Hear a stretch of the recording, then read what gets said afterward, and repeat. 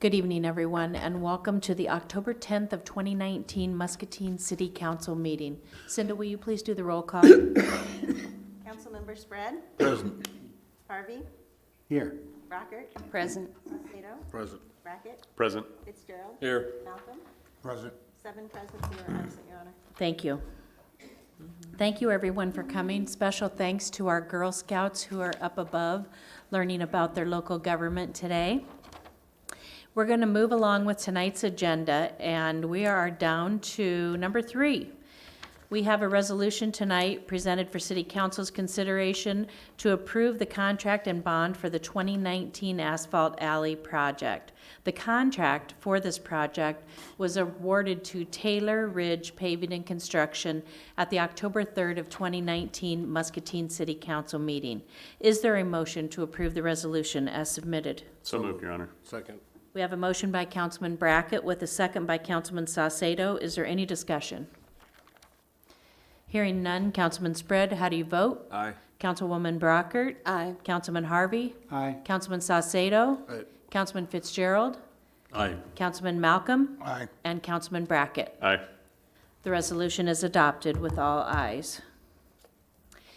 Next, we have a motion to reconsider item L from the October 3rd of 2019 meeting, accepting responses to the Carver Corner redevelopment request for proposals to designate Merge Urban Development Group as the preferred developer, to authorize staff to negotiate a development agreement for city council consideration, and to enter into the negotiations for the acquisition of property. Do I have a motion to approve the request as submitted? So moved, Your Honor. Second? Second. We have a motion by Councilman Brackett with a second by Councilman Saucedo. Is there any discussion? Hearing none. Councilman Malcolm, how do you vote? Nay. Councilman Fitzgerald? Aye. Councilman Brackett? Aye. Councilman Spread? Aye. Councilwoman Brockert? Nay. Councilman Harvey? Aye. Councilman Saucedo? Aye. The request is approved with 5 ayes and 2 nays. I did want to comment on this before you went too far. Well, do you want to comment on reopening it or on the thing itself? Just on the thing itself. Okay, well, we'll get to that in just a second. Okay. So next, I have a motion to accept responses to the Carver Corner redevelopment request for proposals, to designate Merge Urban Development Group as the preferred developer, and to authorize staff to negotiate a development agreement for city council consideration, and to enter into negotiations for the acquisition of property. I would accept a motion to approve this request. Second. We have a motion by Councilman Saucedo with a second by Councilman Brackett. Now's the time for discussion, Councilman Saucedo. So I wanted to just comment. I obviously did a lot more research in regards to this. I contacted the impact group 7G that I had gotten the email from Jody in regards to the people that she had coordinated and contacted with in how Merge came about. Basically, the conversation ended up going into more discussions of how they had reached out to Merge. It was never the city reaching out to Merge. They had contacted Impact 7G, and 7G had contacted Merge that ultimately eventually contacted us. The other part that I came from about in that, I started doing a little more of what they did in Cedar Falls and Waterloo, some of the development that they had done, saw some of the success that they had done, and I had contacted their Waterloo mayor. I spoke with their mayor for about an hour in regards to just discussions of how Merge had done in their history in their city. One of the comments that came word for word from the mayor himself was, ultimately, I wish we had the size of the land that you're giving to Merge, potentially, because they have done nothing but success for us. The other part that he had mentioned, it says, the largest part of the risk is going to be on them because they're the ones taking the initial capital to involve to try to bring up, to invest into the community. He says, we have multiple different divisions in our city that Merge always worked with, different bodies, different communities, different developments to try to come up with a brownfield site like this. He told me that if anything, they have done nothing but success in helping the Waterloo development that they had done. So from my position, having that history, having that knowledge, being able to talk to other elected officials, looking at what they had done, Merge, in my opinion, changed a lot more from what we had had. Knowing more history and knowing more to try to get that development in. Hopefully, we can still continue to have negotiations and discussions with Merge. That's all I had. Go ahead, Councilwoman Brockert. I have no doubt that Merge is a very reputable company. I've heard nothing but good things about them. My hangup is that I don't believe this is the right development for that piece of property at this time. Thank you. Anyone else? Councilman Malcolm? Your Honor, I agree with Councilwoman Nadine, but I also have a problem with the fact that I just feel uncomfortable because I think we're, from what they offered to us, I think it's costing us more than we're gonna actually get. The numbers doesn't add up for me. Yeah, they say we're gonna end up with this amount of money, but if you've been involved in stuff like this, it never works out that way. There's always stuff that happens, and I'm just uncomfortable with it, and like I said, this is a generational decision, so I'm gonna stay where I am with that. Thank you. Anyone else? Hearing nothing else, we'll move on with a vote. Councilman Spread, how do you vote? Aye. Councilwoman Brockert? Nay. Councilman Harvey? Aye. Councilman Saucedo? Aye. Councilman Brackett? Aye. Councilman Malcolm? Nay. And Councilman Fitzgerald. Aye. The request is approved with 5 ayes and 2 nays. We're down to number 6, and we're going to have a finance year-end review by Nancy Leak.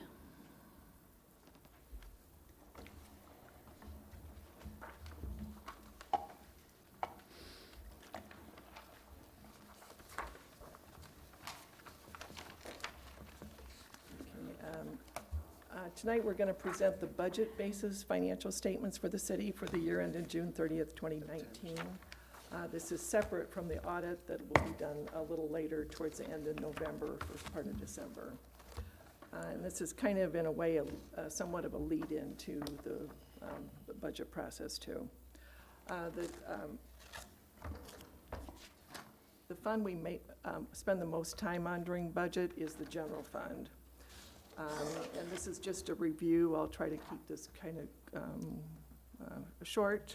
But the revenues are shown on this page. The major funding source for the general fund is property taxes. $7,390,000 in property taxes went into the general fund.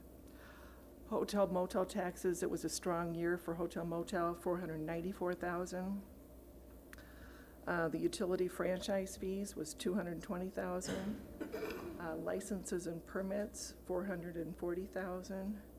Fines and forfeits, $492,000. Intergovernmental revenue, that's revenue from other governments, primarily the state, or it can be federal government and other local governments. Charges from services, $523,000. Use of money and property, that's primarily interest, but there's some rents in there as well, and that's $187,000. So total revenues to the general fund, $11.7 million. Go to the next page. We'll look at the expenditures, and this is divided into categories by function for the city. So public safety is the largest function of the services provided in the general fund. Nancy, could I stop you for a minute? I'm worried people can't hear you very well. I know you've got it up there as close as you can get it probably, but just try to lean forward. Try to if you do can. better. Thank you. Okay.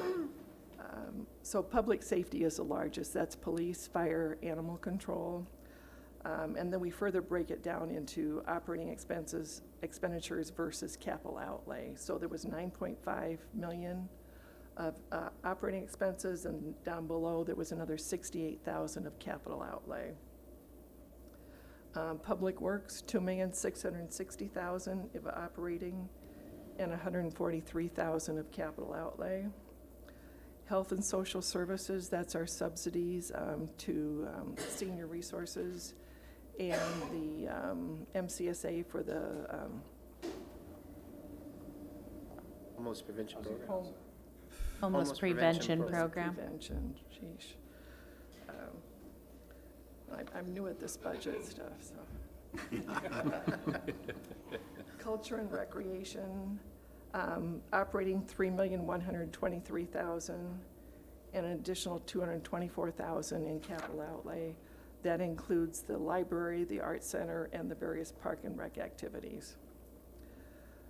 Community and economic development, that's our community development building planning department, as well as the subsidies, the economic development subsidies.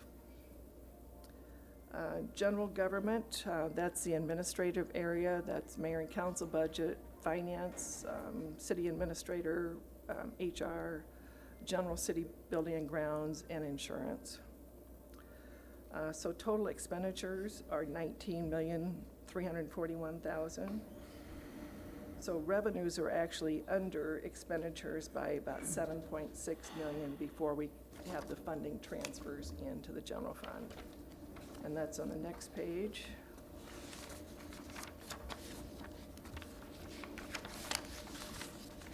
The funding transfers in total $8,290,000. That's transfers in from the employee benefits fund for employee benefits for general fund employees, from the road use tax fund for the public works activity expenditures. And then there's some smaller amounts, interest on perpetual care, and the TIF fund transfers in. There's a few transfers out, totaling $601,000. The transit tax levy is levied in the general fund as required by the state, and then we transfer it to the transit enterprise fund. We also transfer money to the equipment replacement fund each year and the computer replacement fund. So the revenues and other sources, basically revenues and transfers in, actually exceeded our expenditures and transfers out for the year by $52,000. So that's basically an increase in general fund balance, which is good. We show the beginning fund balance, $4,833,000, and the ending $4,885,000 before we take into account encumbrances. And encumbrances are outstanding purchase orders at the end of the year, things we've ordered but have not received it yet. So after the encumbrances are taken into consideration, the ending balance is very close to $4.8 million.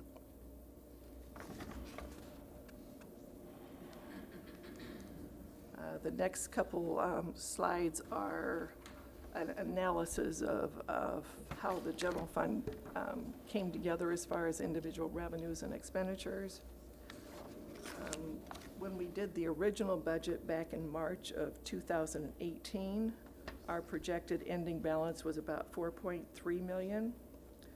When we did the revised estimate last March of 19, we had increased that to $4,660,000, and the ending balance of about $4.8 million is $139,000 higher than what we had thought it would be when we did the revised estimate.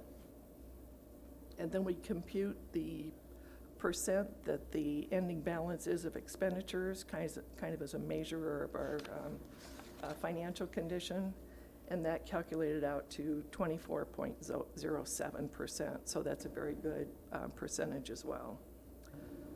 The boxed area, some of the encumbrances will be funded from road use tax, so if that was taken into consideration, the ending balance would actually be $179,000 higher, and the percentage would be 24.27, so a little higher, knowing that those encumbrances are going to be funded from road use tax.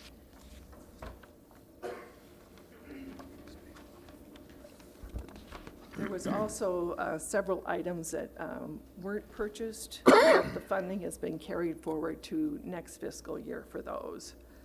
And those total up to $131,000. The first item is development of the city app. There's a lot that goes into deciding what you're going to use for the city app, so that was carried forward.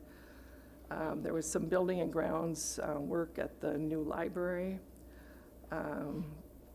some Bermuda grass trial at the soccer complex, and then 4 pieces of equipment at Public Works. So those total $131,000, but $104,000 of that will be funded from road use tax. So the net impact on the general fund balance from those carry forwards is just $26,900. Then going through some of the individual revenue sources, and I'll just pick out some major ones to point out. Tax collections were actually over by $9,100. The utility franchise fees were over by $14,700. The state reimbursement actually did come in under by $16,000. The road use tax transfer in was under by $102,000, and again, because the expenditures were under for items carried forward and for the encumbrances. Some of those other ones are smaller. We'll go to the next page.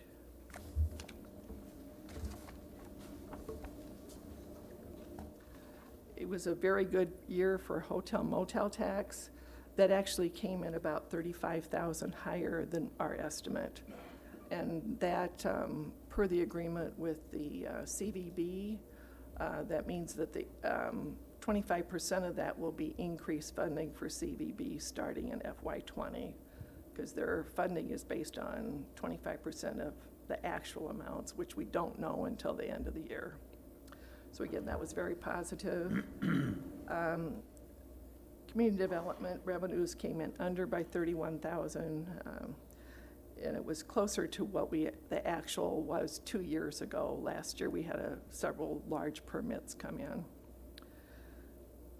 Parks and Rec did come in under in total by $55,000. A lot of that was weather-related and flood-related. The Riverview Center and Pearl City Station weren't available until after July 1st for rentals this year, which was a significant impact. And then there was also some impact on the Aquatic Center because of rain days and that type of thing. Good year for cemetery revenues, $19,000 over. The ATE fines did come in under by $63,000. When we did the budget, we thought we would have the cameras all turned on by February 1st, but with redoing the notices and the ordinances, it didn't happen until March 1st that those were turned back on. And I'll skip down. Fire department, their revenues were over about $9,000, and interest income was over by $46,000. We were a lot better interest rates the last year. However, they're dipping now. I need to bid out property tax money that I got today, and I'm a little concerned what the rates will be, but Tom will give us a good bid, I'm sure. The revenues in total, and that revenues and transfers in came in under by $159,000. But of that, 102 is because the road use tax transfer in came in under. So it was a pretty solid year for revenues. There were some fluctuations, especially with flood and weather-related things, which happen frequently.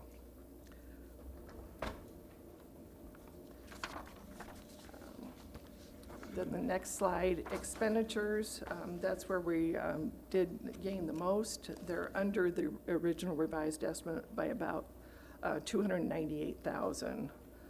Of that amount, $131,000 is carried forward to the FY20. General government, the administrative area, that came in under by $37,000. Public safety came in under by $100. We did amend that at year end. There was some unplanned retirements in the fire department, so we did amend it up. And it was coincidentally that close to the original revised estimate. Library, Art Center, and Parks was under by $81,000. Community and Economic Development under by $67,000. Public Works actually came in over the revised estimate by $30,000, primarily because of the snow and ice control budget and the winter, the long winter. Airport subsidy came in under by 12,900, and the transit tax levy transfer out was over because our transit tax levy receipts were higher. So in total, again, the reason we have the increase in the fund balance is because of the difference in the revenues and the expenditures. So the expenditures more than made up for the revenues that were under our estimate.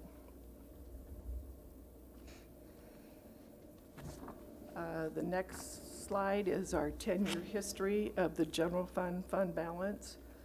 And as you can see, the council has made an effort to increase that, and that has increased each year, so up to the 4.8 million. The next slide is basically the history of the percentage the ending fund balance is of expenditures, and that also has increased from the pretty low 11.4% 10 years ago up to 24.1. Last year we had a little higher, but yet it's the calculation when you're comparing lower expenditures a year ago. So the dollar amount went up even though the percent went down a little bit, but that's still a very strong percentage ending fund balance.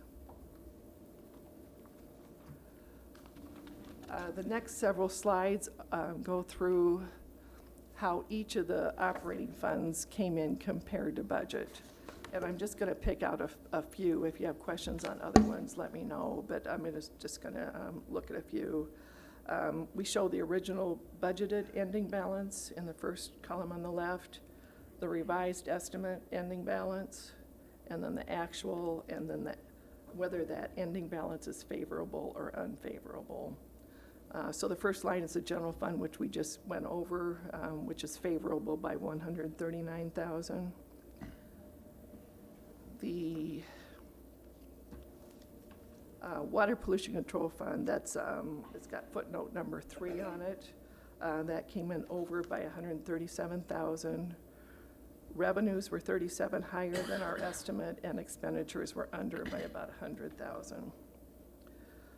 Skip down to landfill, which is number 5, and that shows that we're 35,000 less than where we thought we would be. That is primarily due to the transfers to the closure and post-closure reserves. Every year, about in April, we have to hire an engineer to calculate those, and those transfers out to the reserves were higher than what we had allowed for in the budget.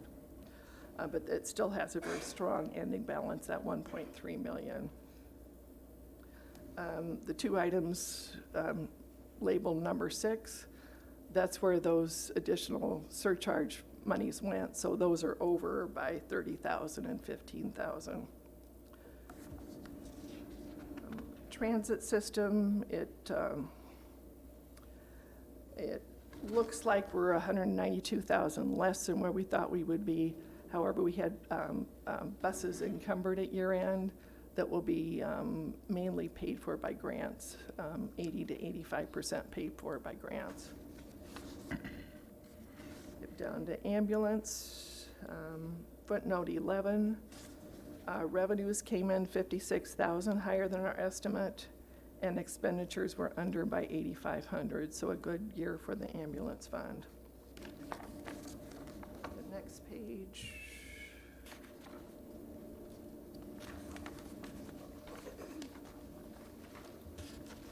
And here, these are the special revenue funds, so I'm just going to pick out a few of them. The local option tax fund, 316,000 higher than where we thought it would be. Some of that is the timing for the West Hill Sewer project, though. We only transfer out based on the progress of the. But just, I think we're on the wrong slide, I do too. and people at home might then get confused. That's your last slide?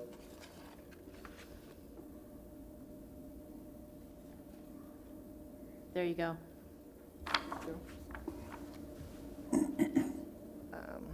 Okay, so local option was over 316. Road use tax fund is over by $550,000. Some of that is because of the equipment that's being carried forward to next year. But our road use tax revenues did come in $184,000 higher than what we thought they would be. So it was a strong year for road use tax money. Skip down to the last two, Clark House and Sunset Park. That was over our estimate by $100,000. Expenditures were under by $68,000 and revenues were over by $32,000. Of that amount, though, about $15,000 was carried forward to FY20 for the foundation work at Sunset Park that we just approved the PO for. Section 8 voucher, that came in at $49,000 higher. The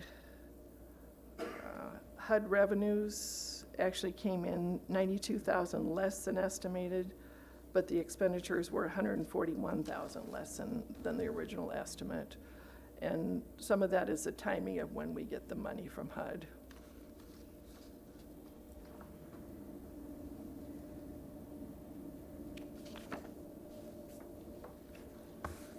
Okay, the last slide, the footnotes are all on the previous pages. So in summary, our was a very good fiscal year for the city.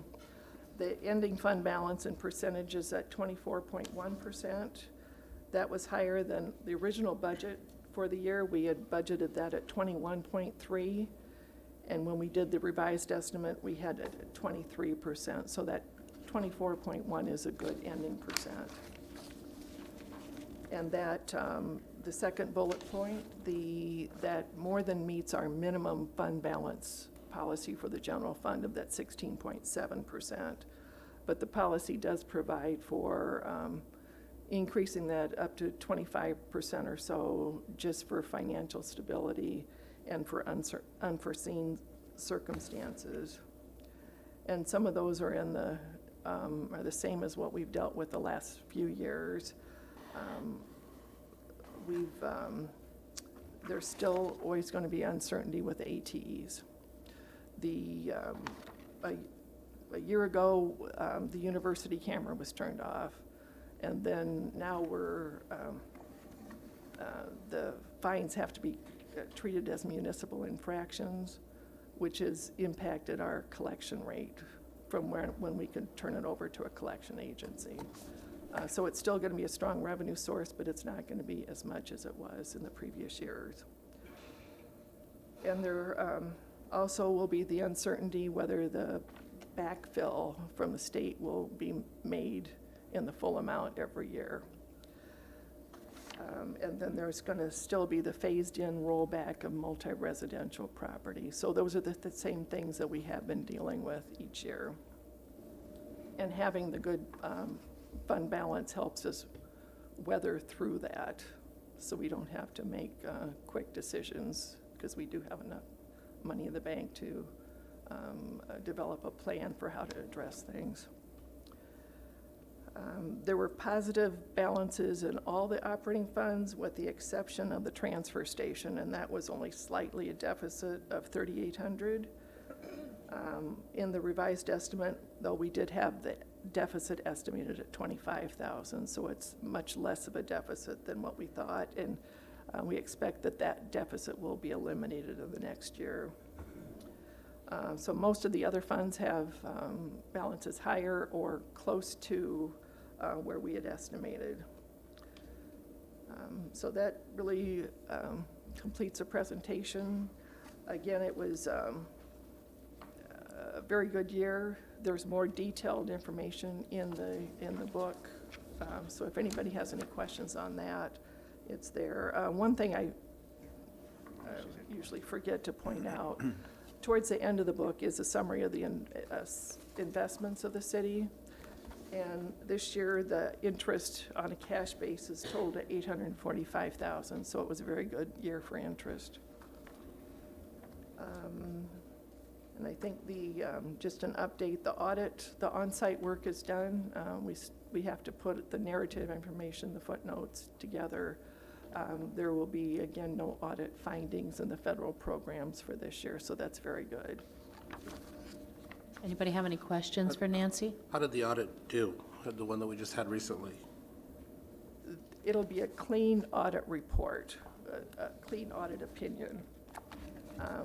They will do a management letter. They may have some suggestions for us, and we appreciate those each year. Okay. And that the audit committee will review that when we have our meeting. Anyone else? Your Honor?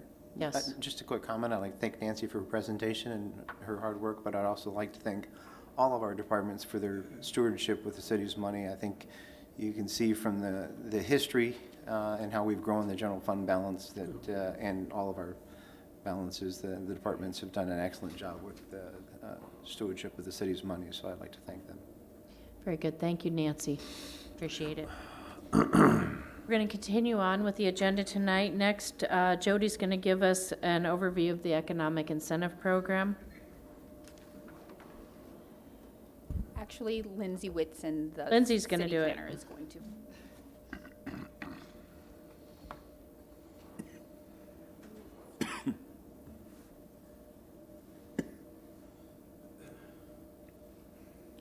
You can hand this tomorrow, then right away. Okay. As the mayor said, tonight I will be presenting on one of the city's current economic incentive programs, which is the Small Business Forgivable Loan Program, as well as some guidelines for some proposed program expansions. The Small Business Forgivable Loan Program, the first business to receive this loan was early 2015, so it's been a program in effect for almost 5 full years now. The main objective of the program is to promote and incentivize redevelopment in certain targeted areas throughout the city with new or expanding businesses. There have been 3 eligible districts identified. These are pretty hard to see, but the one on the left is the downtown district, and the one on the right is our Park Avenue district. And then lastly, we have a district in Grandview Avenue. The city has allocated $100,000 to the program every year, and there's a maximum award amount of $25,000 per business. $15,000 of those dollars can be used for startup costs, and $10,000 can be used for code compliance costs. And the applicant is required to provide a 1-to-1 match. The funding process begins with the business submitting an application to the Community Development Department, and then staff reviews for to make sure the project's actually eligible, and for a complete application before bringing it to a committee that consists of the city administrator, president of the chamber, community development director, a representative from one of the financial institutions, and myself are on the committee, and then we approve or deny the application as is, or recommend different changes that the applicant can make to receive approval. And once the permits are pulled from the business, the funds can then be given to them to begin their project. And once the business is open for business, once the business has opened and provided the expenses to us, they can then begin the 5-year forgivable loan process.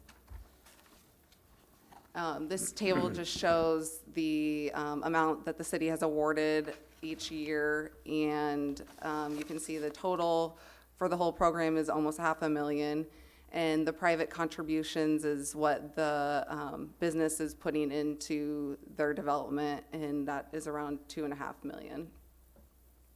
Oh, and we've had 24 total agreements, and 4 have either been returned or are in the process due to either closing, or a couple never opened. And so, as I mentioned, there are a couple program expansions that I will be discussing. The first is the code compliance and ADA accessibility improvements program. So this is the eligible district on the map, and it's targeting older areas in the city for existing businesses that are not expanding. And this can include legal non-conforming businesses. And the funding that they receive can be up to $10,000, and it can only be used for code compliant and ADA accessibility expenses.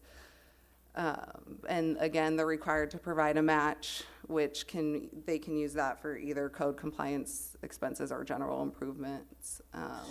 The funding process is the same as the original Small Business Forgivable Loan Program, the process that I just discussed.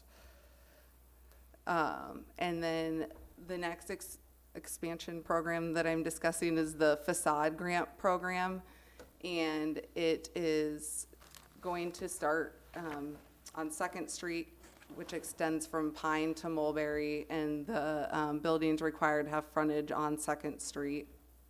And so this program is going to have an actual application deadline. The other two are continuous throughout the year, but this will have an application deadline, and eligible businesses will be invited, or eligible building owners will be invited to apply, and they'll be given the guidelines in the application.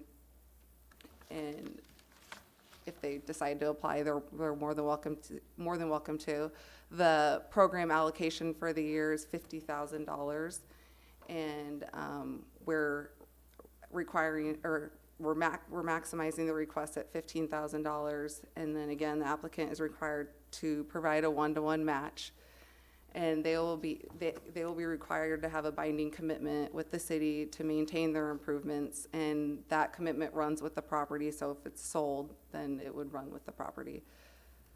The award process starts with setting the application deadline, and then we would review at the staff level for completeness and eligibility, and if they're actually requesting eligible improvements being done to the facade of the building.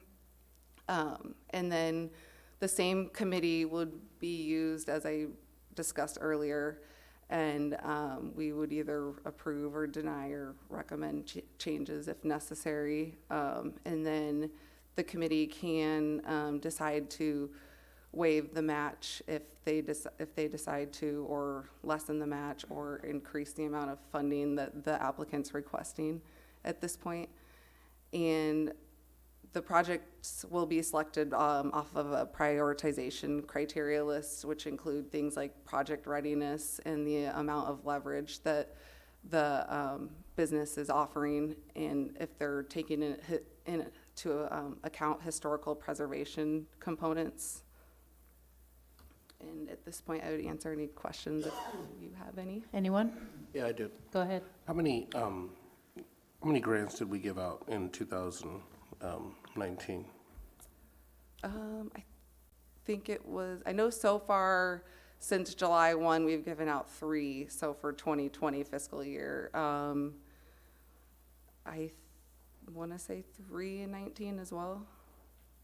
Okay.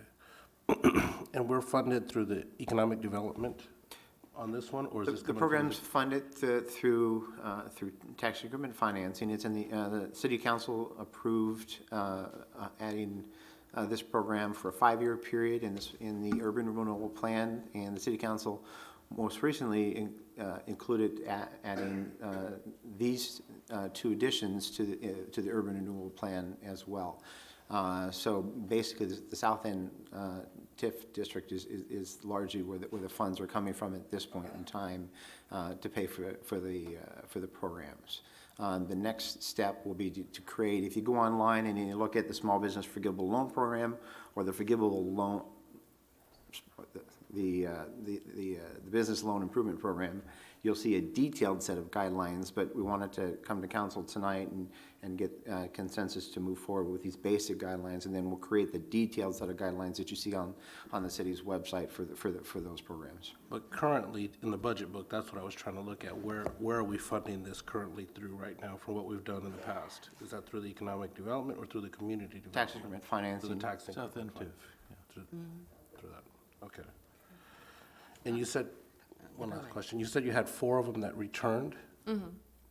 Explain a little bit more in detail. One closed down after 2 years of business, Okay. and then I can't speak about the first one. I think they're The the first- owner of the business. So they have to pay them back if they. Right. That's what I'm getting at. So we're in the process They're of in that. the process, yeah. Okay. That first one, the business shut down, they didn't complete the program, they returned the entire $25,000. We've had another one that's said that they're still interested in coming, but they're not ready, so they'll be returning those dollars as well over a period of years. We have a couple of those as well. We have one that's relocating or recently decided to leave the downtown, and they've made all but 2 payments and have those scheduled to be made as well. So, and we have, in working, what's been very helpful is that when we have an applicant when we have an applicant before the committee, what we do is, for example, if they use one of the 3 local banks, we request a member from one of the other local banks to attend. And by doing so, we've received a lot of good input. Mike Keller, for example, from Community Bank. Community Bank. Sorry, Tom. Each of the partners has provided invaluable advice on how to secure the city's forgivable loan early on in the process, and we've added a number of steps to secure those funding, and we've been very successful in getting those funds back for those 4 programs. Okay. Go ahead. Go ahead. Lindsay, I was curious about the historic preservation aspect. Do you anticipate working with the state society that handles historic preservation monies in order to maybe fill in a gap if we can only go so far and they need more money? Would we be able to assist getting them in touch with folks at the state level?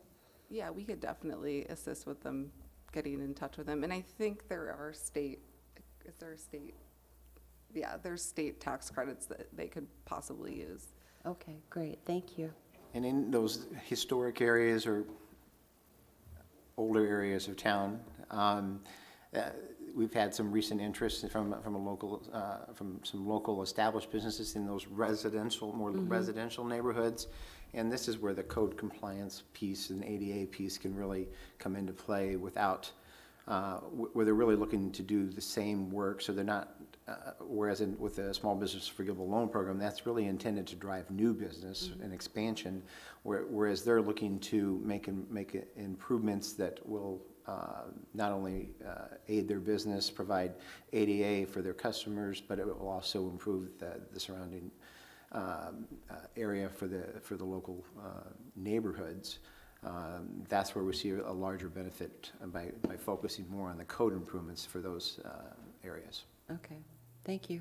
Anyone else? I just wanted to add that I like the program. I think it does a good job to help people get started. I'd like to see a council member added to that committee. I think that would be appropriate. Thank you. So you're looking for a consensus from us tonight on the general framework of these new pieces? Council, are you comfortable giving a consensus on that? I am, with the comment that I made attached to that. I think it's a good idea. Okay. Thank you, Lindsay. Appreciate it. Next, we are going to have a discussion regarding 25th and 47th Street. Brian?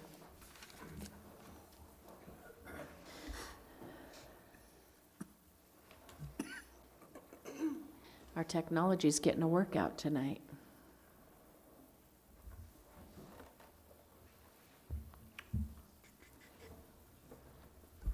Good evening, Mayor and Council. Let me get this fired up quick.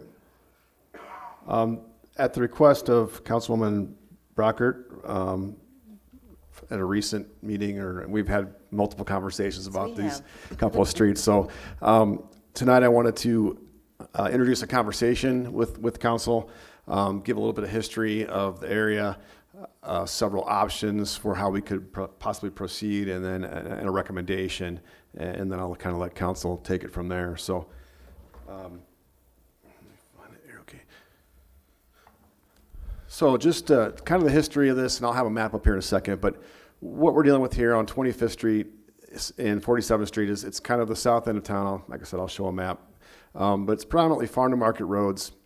There are 7 houses that front onto 47th Avenue, and there are 3 houses that front onto 25th Street in the area that we're concerned about, which is basically the intersection of those 2 streets and 47th Street down to Grandview Road. 25th Street turns into Mittman Road and goes up into the county and then goes back into town. So historically, this road surface was a gravel road. It was changed to seal coat in 1997 at the request of several of the property owners there. A deal was struck before my time, and that's what was put down there. So currently, we still feel that it's a prominently farm-to-market road, especially 25th Street. It does have very low traffic volumes. A lot of heavy farm equipment runs on that 25th Street in and out of the county. The road surface has deteriorated. There's no question about that. Currently, we are able to maintain that road and the cost, and it's absorbed in our roadway maintenance budget. But we could do more, or we could not, and that'll be coming up here in a little bit. So I apologize, it's kind of panned out to get everything on the screen. This might be a little harder for some of the folks at home or in the audience to see. This is 25th Street running across east to west here. This is Mittman Road as it curves in. And then this is 47th Avenue that goes north and south between the two down to Grandview. One thing I did want to point out is that the yellow line is the city boundaries. So 25th Street is actually split half and half between the county and the city. And it ends, and I didn't zoom in, but it does end, the city portion of it ends right about this property line here. So we maintain to that point. The county maintains up and north and around where it comes back across Highway 61. So that section of roadway is gravel. It is maintained by the county on their maintenance schedule. And then this section here, which was seal coated, I lost my cursor. The section's basically from the county line past the intersection and then 47th Street South were seal coated, as I mentioned, in 1997 and have been kind of left and pothole patched from that point forward. So the issues, as we understand them, is that we know that the seal coat road has deteriorated. There is some washboarding, especially as you get towards the county edge, the east side, if you will. There are potholes in this seal coat, and we have gotten dust complaints as well. So those are the issues that we're looking to address. This is an aerial photo taken off Magic. It's hard to see from here, but you can see there obviously, we're not trying to hide anything. There are bad spots. These dark spots here, here and here are areas that the base has failed, and therefore the surface fails, and basically you have a pothole in your old seal coat. Similarly on 47th, this large area here is just unraveled basically from the base. And I didn't put a slide in here, and I considered it. I didn't know how much detail we wanted to go into about road cross sections or not, but this is a rural cross section, so it's a ditch on both sides with a crowned road, and the road is basically built out of rock, a lot of sand down in this area, and so that's your base. And then when you cap your base with asphalt or a seal coat, you're getting whatever you put down. It might be an inch, it might be less than an inch. It just depends on what was there, but it bridges over what's there for a period of time, and then as that road base gets wet and dry and freezes and thaws and everything else, that road base will move, and therefore you lose your surface. And that's basically what's happening here in multiple areas. So the issue that I want to convey to council is that we are dealing with public funds. We are trying to be as equitable as we possibly can with those funds, make sure that it's, we're spending that money wisely. That's a council decision. But as the public works director, it's my job to make sure that I steer that direction, and that's the motive that I'm going off of here. So one of the options that we have is we can continue to maintain this road as we are currently, which is we just repair the potholes with hot and cold mix as needed. We can grade the road as necessary to make it as smooth as possible. The good thing about this option is we can do this at basically no extra cost. We do it with in-house labor, with the staff that we have. There's very little cost to us, and it's absorbed in the roadway maintenance budget. So there's no outlay of capital to do this type of maintenance. The second option that we come up with is we could return this road to a rock surface and basically take it back to a gravel road like it was historically. This would allow us to maintain it with the grader on a routine schedule like the county does. So we won't have those serious potholes. We wouldn't have the washboarding. There may be dust issues. I realize that. There are treatments for dust that we could look into for that. Again, we can do this with in-house labor relatively inexpensively, and it can be absorbed in our roadway maintenance budget. So these two are the easy ones, let's just say, put it that way. We can get into some other options. Option 3 would be to seal coat that surface like it was in the past. The problem that we have with seal coat right now is that they don't do it like they used to. Back in Randy's day, in the 90s, you'd get multiple layers of seal coat. Randy, what'd they have, like 10, 15 layers of seal coat on that road? Well, when it was first done in 1997, there was 4 layers put on it, and then there was another layer added real late in 1997. So you have basically 6 layers of seal coat on it that's lasted 20 years. So the folks of you at home that probably couldn't hear that was Randy Howells, our street supervisor, and he basically said there was 4 layers on it plus an extra one a year later. So it's lasted for 20 years, which is a really good life. That can be redone, but what we've noticed in our last round of seal coating in 2014 was that it hasn't held up. It's not like it used to be. We're not getting the thickness of the oil layer. We're not getting the chips. It's just not. To do it the way it used to be done, the price goes up and everything else becomes more expensive. So there's some issues with that. The second issue is that this road base, in order to seal coat it and do it properly, is going to have to be repaired and basically redone. Especially the areas that are very, very bad, that have fallen apart. That can be done in-house, but it's going to take us a while to do it. Or we could contract it as well, but that's going to cost more. So there's that give and take of, I put a crew down there, it's probably going to take them at least a month to tear this out, bring in new rock, spread it out, compact it, all that type of stuff. We can do that, but then we lose that crew of guys for a month or whatever, and so then we're not getting other things done. That's the give and take of what we have with Public Works. The estimated cost to seal coat 25th is about $27,000. The estimated cost for 47th is about $53,000. So a total of $80,000. That's just for the seal coat. That doesn't count the base. That's just the surface treatment. And then at this point, this is not budgeted, so we would have to figure out where that money would come from. And I don't have a program for seal coat. I have a program for asphalt and concrete, but not seal coat. So it doesn't really fit anywhere. We haven't done this anymore because, as I mentioned before, it hasn't worked. So this would be going back, doing something different, not impossible, but it's something that we need to consider. Our fourth option would be to do the asphalt surface.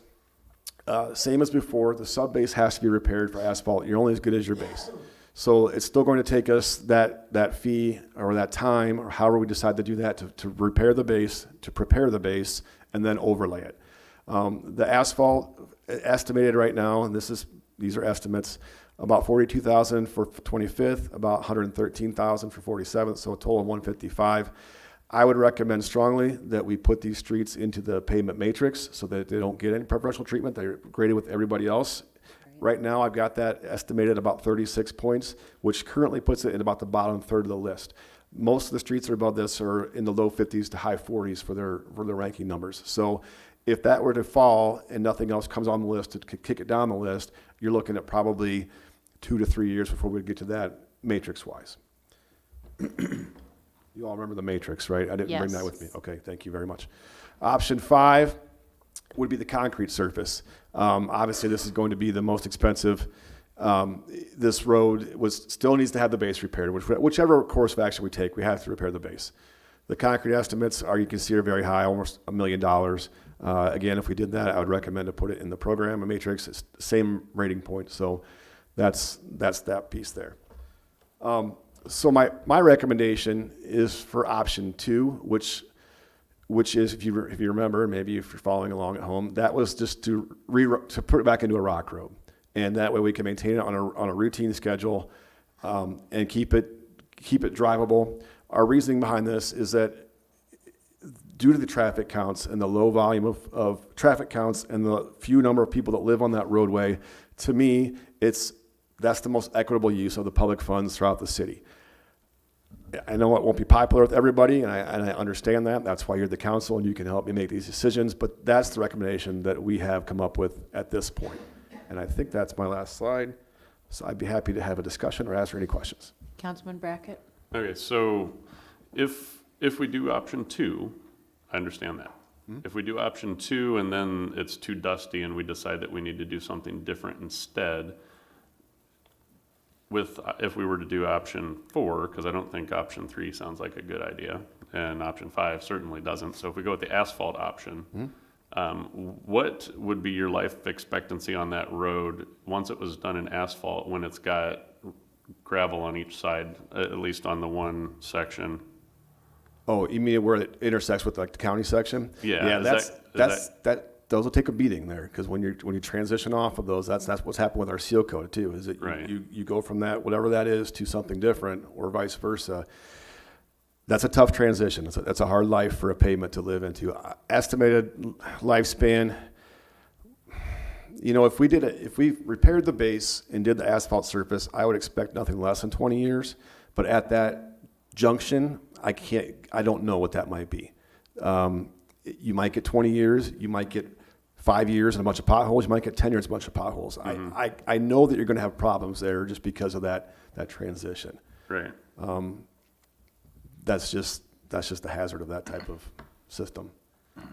No, I think, actually, I'd like to ask a question of Councilwoman Brockert, if Go that's ahead. all right. Yes. Because I think you've had more communication with the folks down in that area than I Yes. have. Yes.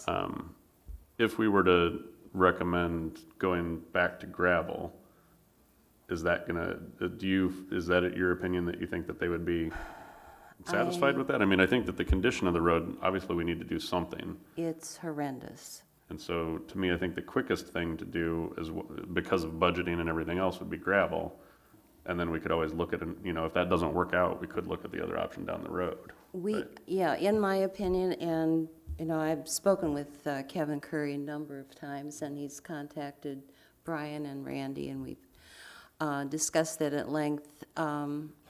He, when he drives on his road, his car basically tries to fall apart. He's had to have it realigned several different times, and in front of his home, it is a washboard. I've driven on it myself.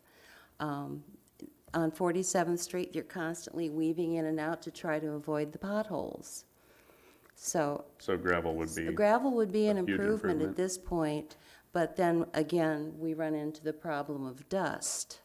So we would want to incorporate somewhere a program where we could go down and put, what is it, calcium chloride or something like that, Brian? on There's that several road to products that mitigate could be any used, yeah, dust. and I live on a gravel road, and I used to pay somebody to come and spray from property line to property line. I don't do it anymore because I gave up, but you're still gonna get a little bit of dust, but that is certainly an option. We could spray in front of each, property to keep the dust down if that becomes an issue. I think we're willing to explore anything at that point.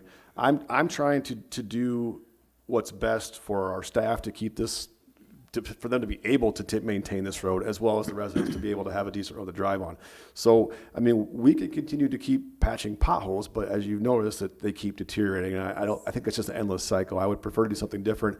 As I mentioned at this point, the gravelization, if that's a word, is just more feasible economically and quicker for us to turn that around, as opposed to something like the asphalt overlay. And we may get to a point where if we can continue to build that base while we're maintaining this and get it compacted, we may have an opportunity where we can overlay that as it stands and not have to tear it back out again. That's something we have to experiment with and see what we get when we get everything torn apart. But I did have someone contact me after the agenda came up and ask why it would be okay for us to do gravel, but it's not okay for people to have that for their driveways. yes, and I don't have an answer for that. I think that would be a council rebuttal, I would hope. Yeah, I can see their point, and I understand. I think we do have other gravel roadways within the city limits, so I don't see that personally as an issue. But yeah, there are different codes that maybe Andrew or somebody else can speak to, the code part of it. I don't have a good answer for that. Gotcha. I apologize. Councilman Malcolm is next. Could I respond? briefly? Sure. I mean, it was annexed into the city in that condition and came into the city in that condition. So it can stay in that condition. It's similar to. I would It's call not it gravel, not right now, though. Grandfathering, it was upgraded, but to. We would be changing it back to gravel. but It's not from- gravel right from now. Seal coat, which is basically rock and oil, so I mean, it's not a large difference. Mm-hmm. Well, I don't know about that. Seal Yeah. coat is Not- literally not like, in its current- there are a lot of roads, Depends- you go down Depends on how you do it. Bayfield, that's all seal coated and But that's nowhere. But it was near annexed in the city as that, it's a farm to market road. Sure. And so that'd be your basic rationale. Councilman Malcolm's next. So, you know, this is right up my alley, because all my friends on the council here are gonna help me, help you out with increasing our roadway budget anyway, in the next budget hearings. My question is what are we doing with snow removal if we put gravel down? How does that help or hurt? We can do it similarly. When you have a gravel road and the road freezes, it'll be very similar to what's out there now. You're going to get that plow down as low as you can. If we lose some rock in the ditch, we'll replace the rock when the snow is gone. I'm not too worried about that issue. I think that's something that we can address and wouldn't have an issue with. The county's got it figured out, we can too. Yeah. I don't drive on county roads, I don't think. Was that all you had, Councilman Malcolm? Thank you. Councilman Harvey was next. Brian, on the, if I remember right, the part of the 25th Street that's shared with the county, and we do work on that section, how do we handle that? As far as the costs then? Yeah, at this point, we have just been doing the work and just eating the cost as part of the city. I don't know. I'd have to talk to the county engineer and see about that. I think they're okay with us doing that. I'm sure that they are. We don't have a cost share for that section of the road. We just maintain it as the city limits because it doesn't really make sense to only do one half of the road, not the other. So I could look into talking to them if they'd be interested in if we did a more expensive option if they'd want to pay. I would be surprised if they accepted that request. Are you good? Yes. Councilman Brackett. Okay, so my stance on it after hearing what you've presented and the options available and the conversation about the county would be to look at putting it back to gravel for right now. Because it sounds like that would be a step towards, if we have to go to asphalt, that would be a step towards that anyway.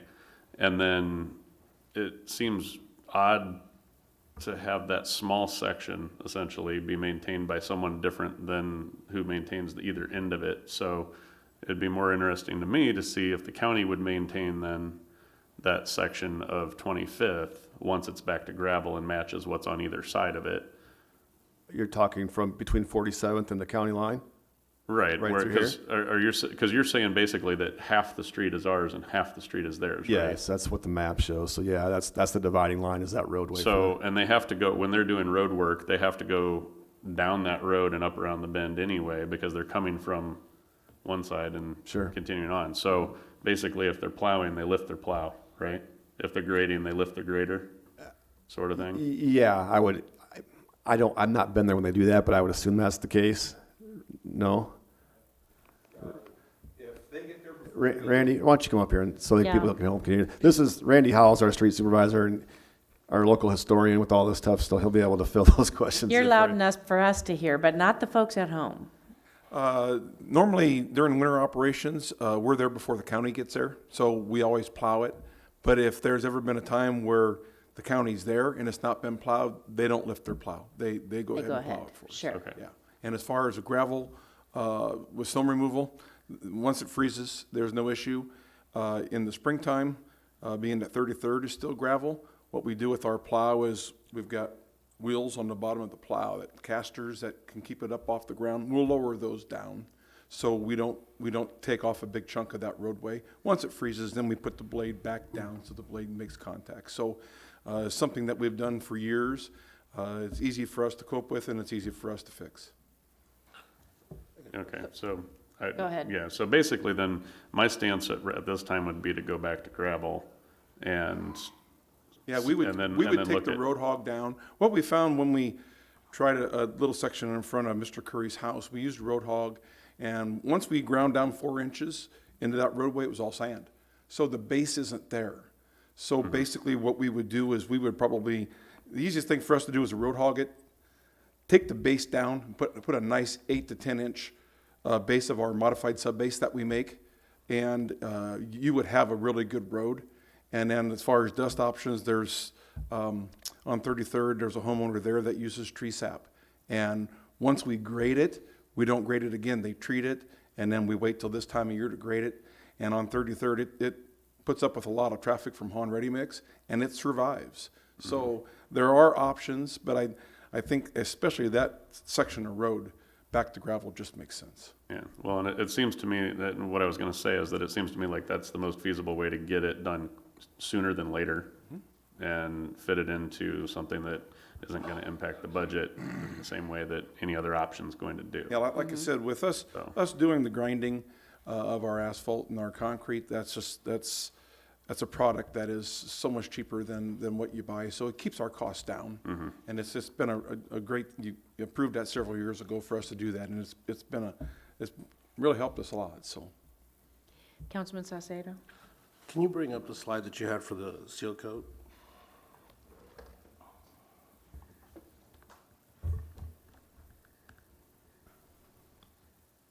So your total is 80,000 for that. You mentioned earlier that that was something that has lasted how many years?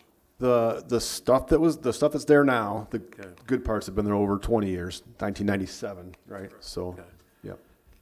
So are we having any weight issues that would potentially be causing this base to be dropping down? Because, I mean, you talked about, just mentioned earlier, Han Ready Mix. I mean, obviously, if we're, yeah, are we driving oil? Yeah, I mean, are we putting any stops on any of these roads to say, hey, can't be driving once you're hit 14 tons? We don't at this time, no, because they're farm to market roads, I don't think we want to embargo those. I mean, it's done in the county. Well, Just okay, on so seal we coat haven't, so roads. to answer your question, then no, we have not at this point. Okay. We could look at that if that's something that we think might give Basically, us you some stop longevity. during rain seasons, you basically say, this is what can pass through, we're not gonna let you drive, over so many tons. I think it's 11 ton, I think levy we try, I don't remember what it is, but my concern is regards to, if you're talking about going in there road hogging that, you're talking about 4 guys, you're talking about staff. That cost associated with all that work, times what you're coming back saying it's $150,000 versus $80,000, and we're already on a seal coat that we know that has worked.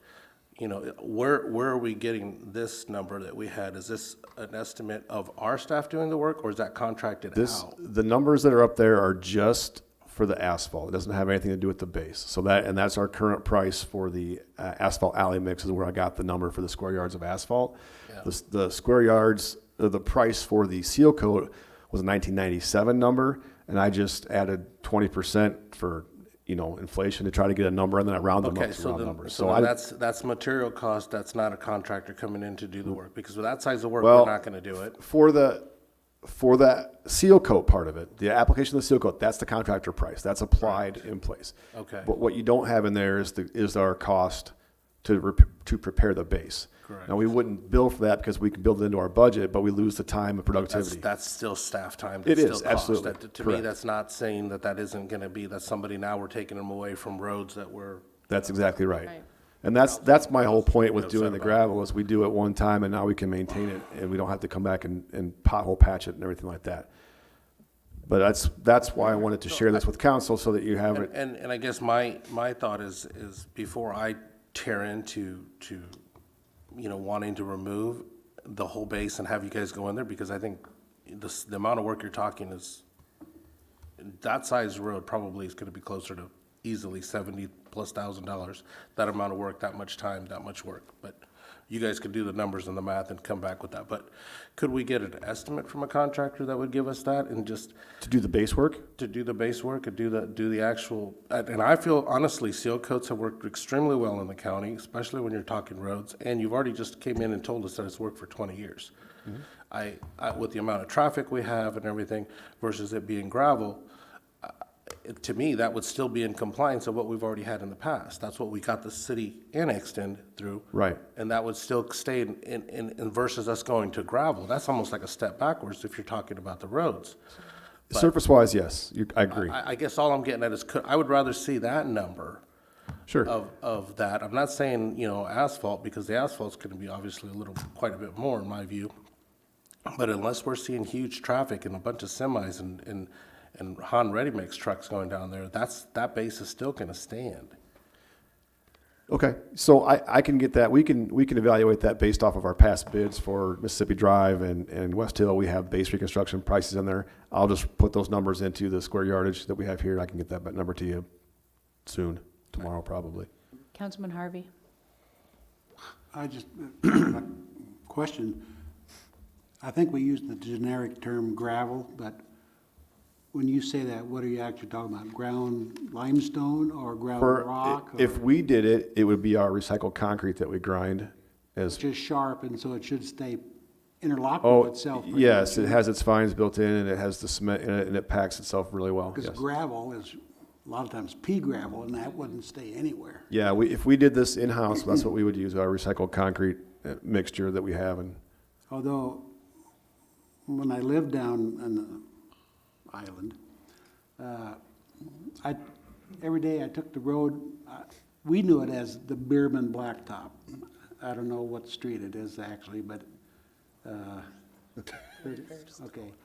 They would, at that time, the county would seal coat it, I think it was the county. They actually put down pea gravel and then ran their oil truck over it. And actually, that kind of stayed pretty good. I mean, it didn't last 20 years, but when I was down there, probably they redid it every 4 or 5 years, maybe. And we could get to that. The issue that you're gonna have with this, and the issue that I have with this, as the director and trying to be equitable is that we could do that. We could run it down there every year and put a layer on there every year, but you're gonna be spending Well, I'm not $80,000 proposing- on this road every year, and what's the overall benefit to the community for that is what I struggle with 10 houses on there. So that's what I'm looking at when I look at it from my perspective, so. My only comment is, Mr. Curry and I worked together at the high school for a number of years, and in 2010, I left. But during that period of time, 10 years prior, that road hasn't gone from being great in 97 for 20 years. He was complaining about it 15 years ago, where there were potholes. We were patching potholes. Taking washboard out of a seal coat road means you're tearing up the seal coat. This road's been not in good shape for a long time. And I personally think taking it back to gravel would probably, with what you're talking, creating the base and so forth, but I think we need to try to get a bid from a contractor or an estimate from a contractor to see what it would cost to actually do that. So I have a question then. If we're Go gonna ahead. if we're gonna go to that expense, does this belong in the matrix? Yeah. It should belong in the matrix. The problem is if we're going to gravelize it, I'm gonna make up that word, it doesn't fit in the matrix. You know what I mean? So I could put it in there as asphalt and it can float in that. I don't think we wanna do concrete. Am I getting that consensus at least? I Okay. think you're getting I that can put it, consensus. I can put it in the asphalt matrix and it'll rise or sink or float depending on what everything else comes up in it. I just want you to know that it could be several years before that actually gets any action. Whereas if we were to do the gravel thing, we could do that in-house and at least get a temporary solution, if you will, to this much sooner. Because it's not a direct expenditure out of our road use tax, it's built into the road use budget that we have. That's still a cost. I don't disagree, there's still a cost, that's correct. where I- Something else we'll give while we're doing that work, absolutely. There's no arguing that. And I thought we had a policy, or the council a number of years ago had decided we weren't doing any more seal coat in the city, and this is in the city. I don't remember when that happened, it was a number of years ago, but we did have a resident stop, went to budget sessions, and he basically said, if you're gonna seal coat my road again, I'll wait for asphalt. Because of all the pea gravel and crap they were raking out of their yards, and that was in town. And at that time, council decided no more seal coat. we will be asphalting, and that's when the asphalt program started. So seal But I coating don't think this, we're. I don't believe is, No, I don't think we're re-graveling either, so. well, I'd that doesn't rather, fit I'd with rather, either option. I'd rather see it go back to gravel than try to patch up seal coat and make it work, because it hasn't been a good road for 20 years. It really hasn't been. That's why I'm here tonight. I guess I need a direction to make a decision. I can continue to patch the seal coat with hot mix and pothole patch. That's where we are. Or I could put it in the asphalt matrix, and it's going to shake out where it shakes out in 1, 2, 3, however many years, and we can limp it through with hot mix till that such time comes. Or I can have these guys work on the base, or maybe just the base in the sections that are bad and leave the good stuff for now. I guess I would like a council consensus or some advice on how you'd like to see this proceed, because otherwise we're just gonna do status quo and we'll keep patching it until it pops up on the top of the asphalt list. Councilman Brackett. I just want to make sure Nadine wasn't okay. Oh, Did you have something before me? yeah, I think so. There, to Phil's point, there is a Title 12 Public Works Improvements, Chapter 2, Rural Street Standards, and I believe that was put in place in 1980 or thereabouts, when the city annexed that portion of the county between here and Fruitland and down at the airport. Has this been considered at all in your No, cost estimates? no, it has not. Okay. Because it does lay out some pretty specific design standards, area of For the impact and- for the rural, yeah. For rural streets, Right. yes. What I've looked at here is just to try to bring it to either what it was, seal coat, or improve it with either asphalt or concrete. And I think I would be happy with that. Hopefully, the residents would, as long as we keep in mind that we're going to work toward going to asphalt. They won't happen overnight, but we can put it in the budget so that we can do it maybe 4 or 5 years down the road. Gravel it now and then put it in the matrix Yes, to Right. come up for asphalt. yes. That's what I was. That's what that you were was gonna my say. comment was gravel it now and then put it in the matrix for asphalt. Yeah. Councilman Harvey. I guess that's what I was gonna suggest, that except for the option of, say, of do nothing, just about all the other options would start with making it a good gravel road. So Correct, I would yes. say, if that's a good first step for whatever we may do in the future, it seems like that'd be the thing to do now. Yeah, absolutely. It will give them a drivable surface, and that, I think, is what they're primarily wanting at this moment. Sounds like we've got at least 4. At what cost is that going to be, though?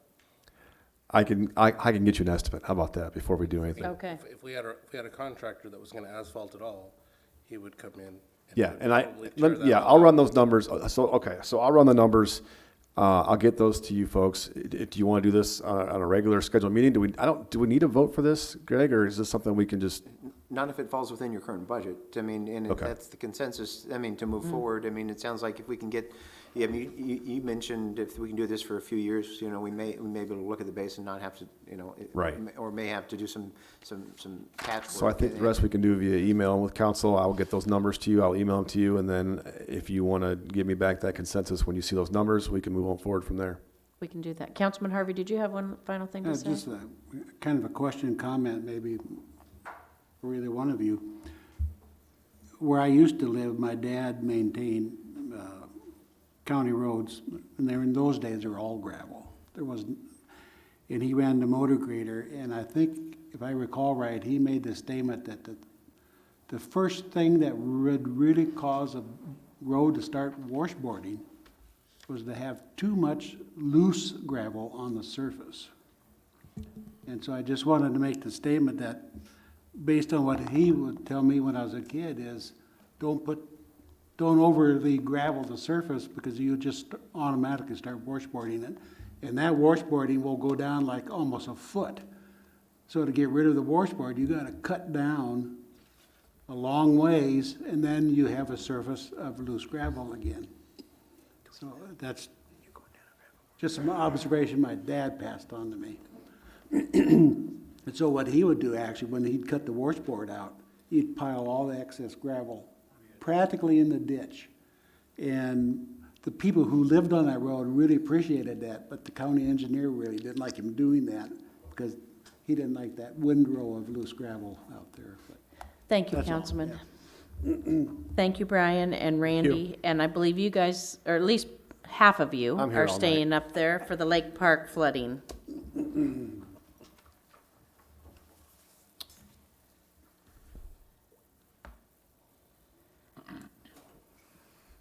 I think we're gonna break a record for PowerPoints tonight.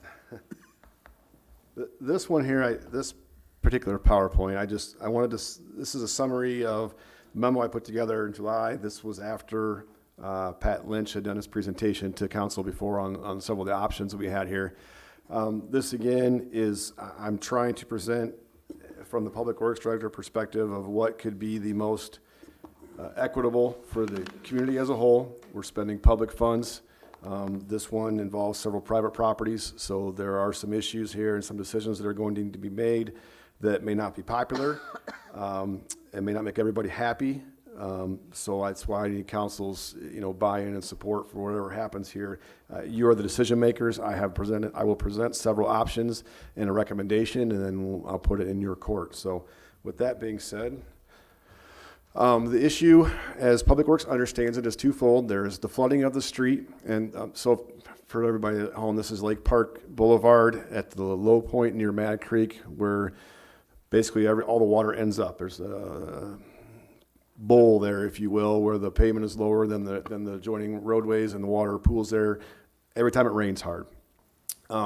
So the street floods, which it causes hazards for traffic and the traveling public. And we also, during certain events, have the issues of private property flooding at 3 houses in particular.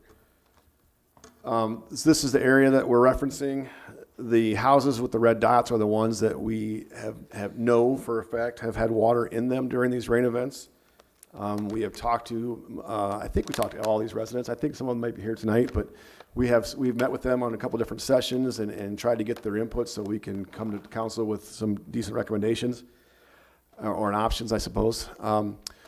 The area, so these houses on the right side were built in 1960, along with the roadway, and the storm sewer was built at approximately the same time, 1960. So remember that number, that was a long time ago. And I'll show you another picture in a little bit, but so 1960, those houses were built. The houses on the other side were built in the late 70s, the 4 that at the bottom of the hill there. I apologize, I know this is small. This map is from the Iowa Department of Natural Resources. It is a historical aerial photograph from 1960. And on this, I know it's hard to see. I'll try to do my best to point this out. This right here is Lake Park Boulevard. And it turns and it goes down this way, and these are the houses that were on it. Right there, the houses that were built in 1960 are right here. Lake Park Boulevard, is over here. What I want you to note is what is not up here, okay? So it's farm fields. There are no businesses, there are no parking lots, there is no impervious area. So when this storm sewer system was designed in 1960, it was designed to carry the water from this area, and that's pretty much it. And back in those days, and even these days, we only size that storm sewer to carry a 5-year rain event. The rest of the rain is designed to be carried onto the street into the receiving water. In this case, it's Mad Creek. So that's the 1960 photo. This is the 2019 or 18 photo, I think this one is. And you can see all the impervious area that's there now. The yellow shading is the drainage area that goes to the low point. Council, you guys have seen this before. This is when Pat's presentation. I stole this from Pat. Thank you, Pat. This is the low area down here. The bowl that we're going to discuss is right here. This yellow is all the drainage areas. So like I said, in the 60s, none of this stuff was up here. Now all the drops of water that fall on this run off of here to the street, to the storm sewer, and end up down at the bottom of the hill here. Well, I got way ahead of myself. Oh, maybe I didn't. Okay. So that's what we're fighting. That's our issue. Imperviousness, runoff from impervious areas, come to one point. So several options are here. I know number one is not popular, and And it sounds bad because I like to say status quo, so I do nothing, but that's basically what it is. Not every time it rains do we have an issue here. And then the question becomes, is it Public Works, is it the council's, is it the city's responsibility to do something here for a private property owner? That's not to spend public funds on private property. These are the issues that I'm wrestling with. And the cost, obviously, for option number one is $0. Option number two is we could potentially look into acquiring the property at 719 Lake Park, which is the low point. We could remove that house and we could build a stormwater passageway through there. This option does not prevent all the street flooding. It would mitigate the flooding of the adjacent properties because now that water has a place to go, and I'll show you a picture of that in a second. But with this option, we cannot guarantee that there won't be a rain event in some point in the future that will still flood those properties. And the estimated cost of this one to remove the house and build the excess stormwater passageway is a little over $350,000. So what it looks like is basically something like that. You take that house out of there, and the water coming down the hill, we divert it through that property into the creek. And that is an option. It's not, like I said before, it's not the be-all, end-all solution. The second option, well, that was option two. I'm sorry. Pardon me. Option three would be to acquire 719, 715, and 723, the three houses that we know that have flooded in the past. Remove all three houses there, build your excess stormwater passageway in that area. This still does not prevent the street from flooding, but it does eliminate the property of the flooding because they're no longer there. The estimated cost for that, to purchase all three houses at appraised value, or at assessed value or near assessed value, and build the thing is $630,000. And what that gets you is basically the green area here, those three houses go away, and that's where your stormwater and high event can go. Option four is you buy those three houses and 727, which is the next house on the line, because the theory of that is if you're going to buy three, you might as well buy all four. We own all the property around there. Now we've got a green space that we could do something with. We put a pocket park or whatever there. It still does not eliminate the street flooding because you haven't changed anything on the street yet. But it does eliminate the properties because they're not there anymore. And obviously the cost goes up. So this gets you all this. It's a green space. The city already owns this parcel, this parcel, this parcel, and this parcel. So you have a nice little area here that you could potentially do whatever you wanted to with it. I wouldn't recommend building anything on it. Option five we discussed was the all steel proposal that Pat talked about last time, and that involves designing and construction of a stormwater project on the all steel property. This diverts part of the stream flow off of the storm sewer that goes to Lake Park Boulevard. It prevents some of the water from getting to the low point, but it will not completely eliminate the street flooding. It would reduce the depth of the flooding in the street and the duration, but it still does not get rid of it completely. And the estimated cost for that is just shy of $500,000 for that one. And so Pat showed this before, and I apologize, this is small for you guys and maybe impossible to see at home, but that area here, this is the area here. So this is the all steel parcel, and we basically cut a channel through this ravine back here and divert the water that used to go here to the storm sewer through the property into the creek directly. So it takes some of that water away, but it can't take all of it away. Option six is the DOT detention basin. This one has been presented in the past as well, where we design and construct a stormwater project on the DOT property. This reduces some of the property going to all steel and to Lake Park Boulevard, but it still does not completely eliminate the flooding on the street. It does reduce the depth and the duration of the flooding, but option five actually works a little better for that. And so this in combination would benefit, but it still isn't going to get everything off of there. And the estimated cost for there is about $350,000, rough numbers, obviously.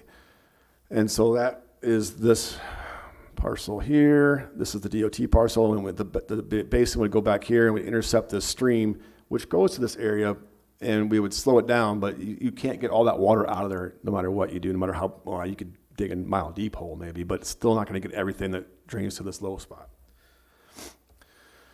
Okay, so option seven is one I don't know that we presented to you guys last time. This is something that we came up with after our previous discussions, would be to construct a diversion ditch on Lake Park Boulevard. So basically, we designed this, it'd be on the east side of the road. It still doesn't get everything off of the road. It still does not eliminate all the street flooding, but it does reduce the depth and the duration. It's a little bit more cost effective, but like I said, it doesn't solve all the problem. I apologize, this is a little blurry. I stole it from Pat. I'm gonna blame him for that. But what it is in these front yards here, these houses that sit up a little bit higher, basically you dig a deeper ditch through here and divert the water into it, which gets it into the creek faster. So it's like adding a secondary drain, if you will, to this low spot. Once again, you can't get all the water in there when you have a big rain event to get it out of there as fast enough, but it does help. It does reduce the amount of time, from hours to minutes, about 20 minutes or so during the biggest events that we've had so far. Anyway, we could drain it down in 20 minutes, but you're still going to have that traffic closure. You still potentially have the potential for property flooding. It's just the nature of the geography here that we're dealing with. Okay, so to the recommendations. Any combination that we do here, as I mentioned before, even the combinations, if we did all of them, still will not prevent the flooding of Lake Park Boulevard completely. There's not a good way to do that. There is a way to do it. I'll get into that in a little bit, but there's not a good, feasible way to do that. Options 2 and 4 provide the reduction in property damage because the houses are gone, so you reduce that risk. Options 5 through 7 help with the flooding, but they do not eliminate it. I can't stress that enough. Option 6, we were planning to proceed with option 6 anyway as part of the DOT purchase agreement. We told council we were going to do a stormwater project there. We stand behind that. We will. We need to figure out funding for that, and we will, and we'll do something there. But it still is not going to be the be-all, end-all to this issue. So at this point, this won't be popular, but we're recommending option option 1, which is the status quo. And I have several reasons for that, and this gets long, and I'll just read it to you quickly because I know it's difficult, and I know that it's not going to make folks happy or like me or anything like that, but I feel it's important just to note that we understand it's a hot button issue, and our response is going to be judged and discussed at length. The do-nothing approach does not solve this issue, but we feel that to truly solve it requires expenditure of public funds that we cannot justify. And when I say we, basically that's me as the Public Works Director. Okay, I'll leave you guys off of that. This is me talking. There are pre-existing conditions in this area, including the low roadway, and the houses that are affected should not have been constructed where and how they were. When the buyers purchased these houses, they took the responsibility for what happens to them. If the previous owners did not disclose the flooding to the new owners, that's a civil matter between the private entities, and the city, in my opinion, should not be involved in that. We don't feel the city should be responsible to mitigate issues that are out of our control, and that the property owners should be responsible to protect their own property at their expense. Purchasing these properties would eliminate the potential to flood the houses, but we don't feel the cost for this is justified, and also feel that it sets a precedent that we do not want to encourage. Projects can be designed to reduce the level of flooding on the street in this area, but not eliminate it. The only way to positively eliminate the water on the road is to go up the hill on Lake Park Boulevard, approximately 1,000 feet, and raise the road and install new storm sewer. And that project would still require the purchase of the houses because you're going to be above the grade of them now, and the water's still going to want to go there. And it's estimated roughly between $2 and $3 million. Again, we can't justify that expense for the community. We are very willing to assist the homeowners with technical information about cost-effective measures that they could employ to protect their homes from flooding. We're working with other departments. We can also close the street with barricades so that we don't have vehicles trying to drive through there when it's flooded, and basically do what we can to try to be, helpful in this. But our perspective is, and this will be a council decision, and we can do whatever council says. I just don't feel that it's justified to spend that money for 3 private residences. So that's where I'm coming from, and that's what the rest of my slides were, just that speech I just gave you. Any questions? Brian, hang on a second. Brian, I hear where you're coming from, and it completely makes sense. However, the picture that you showed where there was no buildings up here, and now there are, we allowed them all to be built knowing, or we should have known, that there wasn't the capability to handle all of this water. And when these homes, you said those homes shouldn't have been built there, we gave them the permits to build them. Yes, ma'am. So Sins- I the think we sins of our do have fathers. some type of of responsibility here. And that's why I bring it to council, because I would understand. appreciate you taking me off the hook for this decision. Sure. And it's not going to be a popular decision, and I firmly believe that the council should make the decision, and like I said before, whatever you decide to do, we can implement. Sure. We don't have any of these things budgeted, I should note that. They are very expensive. My personal opinion, and I've heard this from some other folks that don't work for me, but that I know in the community is, if you're going to buy this person's property to get them out of flood damage, what are you going to do for me when my floods? And we have a precedent that's going to set a precedent, whether you like it or not. Personally, I'm opposed to it. You're the council. You say do it, it'll happen. Sure. I just, somehow it seems to me that when we give somebody a permit and say, yep, it's okay to build a house on this property, we take some responsibility. We take the fee for that permit. Yep. We take some type of responsibility in saying, yeah, it makes sense to build a house on this. I can't argue with Piece of that. land. What I did look up with these houses, especially the ones that have flooded, they are built in the floodplain of Mad Creek. The floodplain maps went into effect in 1974. These houses were built in 1978 and 79. At that point, something should have triggered it. It didn't happen. Let the lawyers get involved or whatever. I don't know. Sure. I'm not a lawyer, Sure. but I agree with what you're saying. It makes sense what you said. Thank you. Councilman Fitzgerald, go The, ahead. the one, the one point I want to make here is if you start removing houses here and you're dumping more water into Mad Creek, are we going to buy all the properties along Gobble Street and Nelson Electric, the real estate office, everything from that bridge that's high enough that it will never flood, everything on downstream? I looked at I requested a contours map, and the elevation on Gobble is the same as it is over here on this street. What you do in this area is going to affect everyone else downstream. And I don't remember the year, somebody probably does, when Mad Creek earned its name or proved what its name was. 1990. And it was nasty. The person on the fourth house on this section, if I remember correctly, his outbuilding in the backyard disappeared from his yard. It like you say, it's in a floodplain. You build in a floodplain, you need to prepare yourself for that.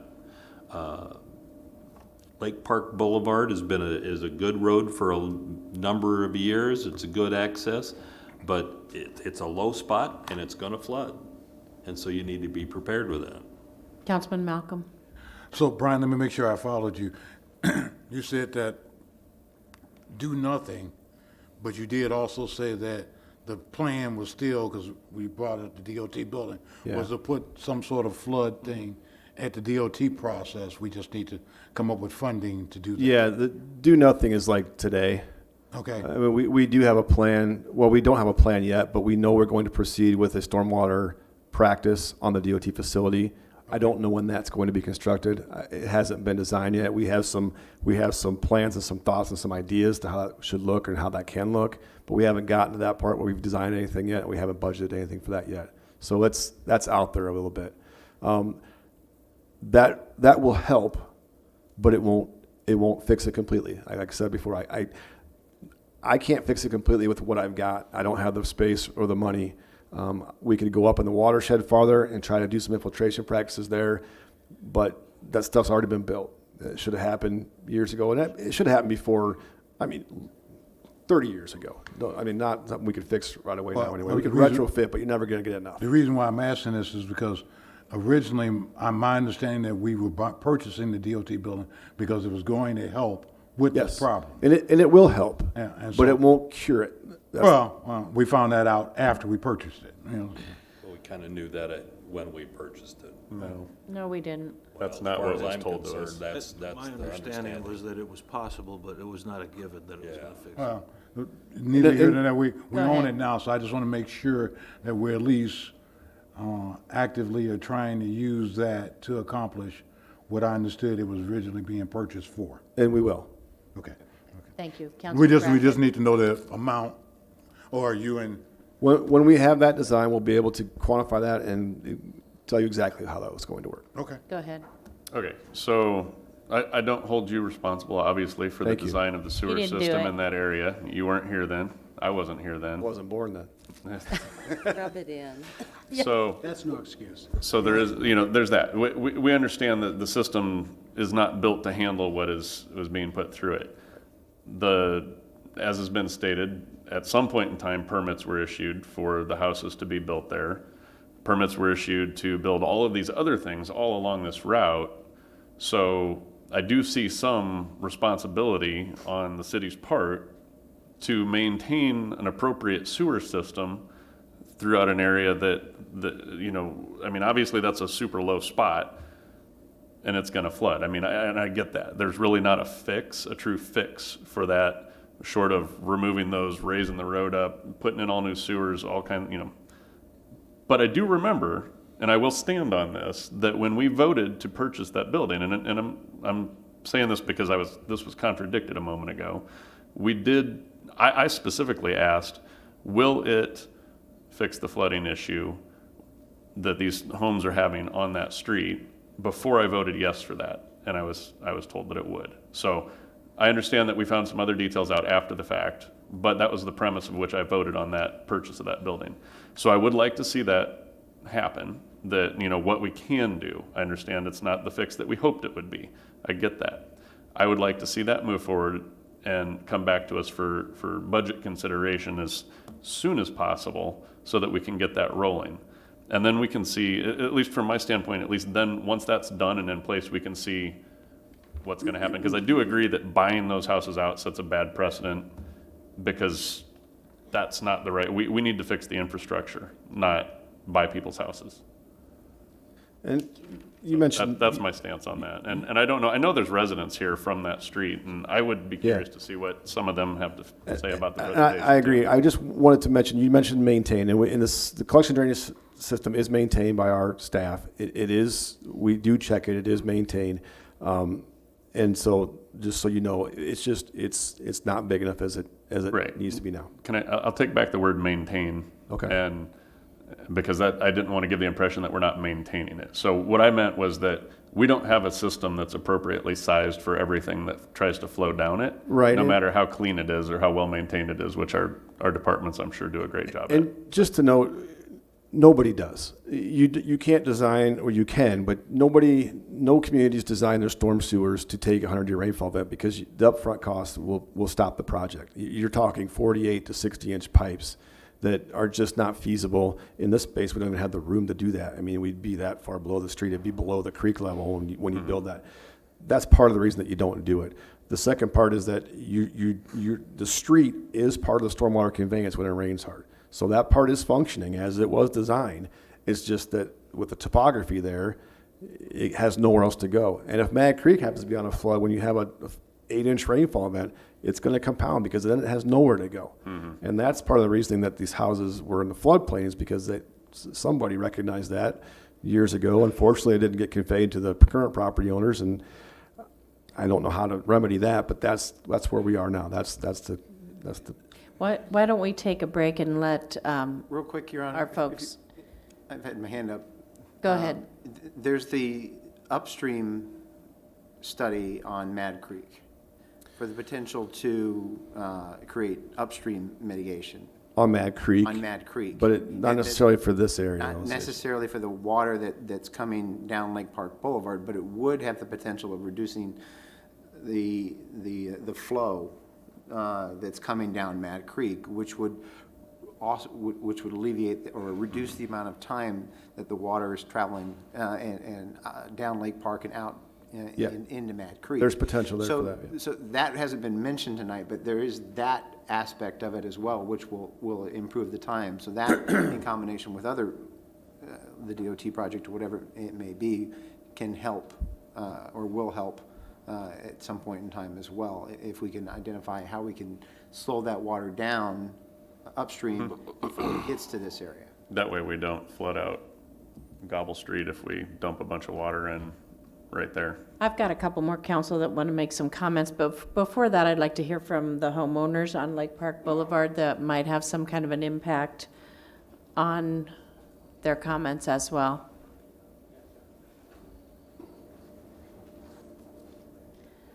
apologize to all of you that are waiting for items at the end for the length of the meeting. It's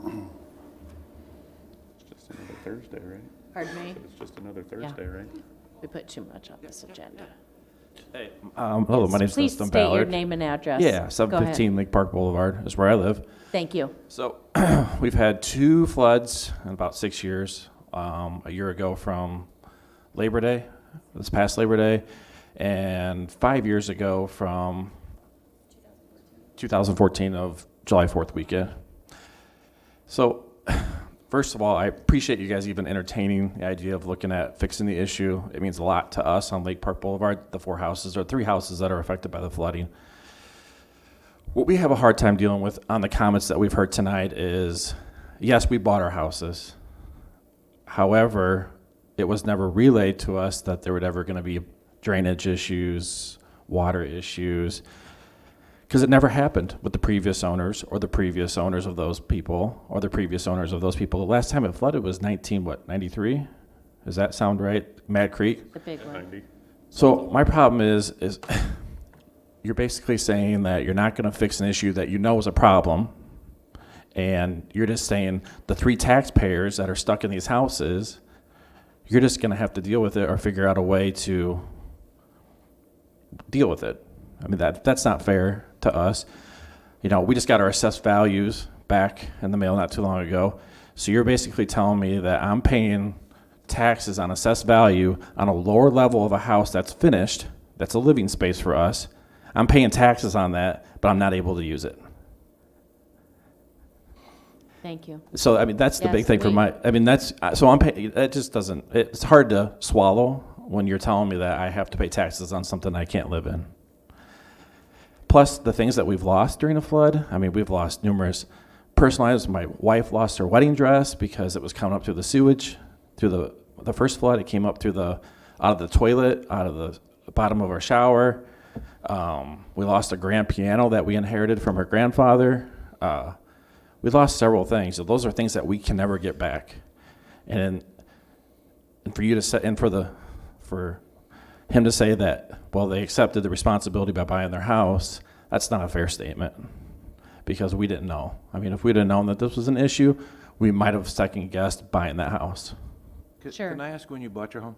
Yeah, we've been in there for 13 years. 2006. Yep. Let me explain my concern. I've been in the banking business Sure. for 40 years. When you bought that home, you would have been given a disclosure that tells you it's a floodplain, and you would have been required to buy flood insurance. If that did not happen, that was a violation of law.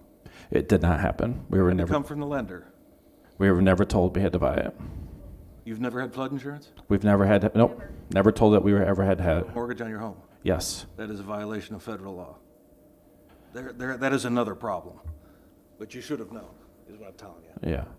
Sorry. No, I mean, no, I'm just saying that we had no idea.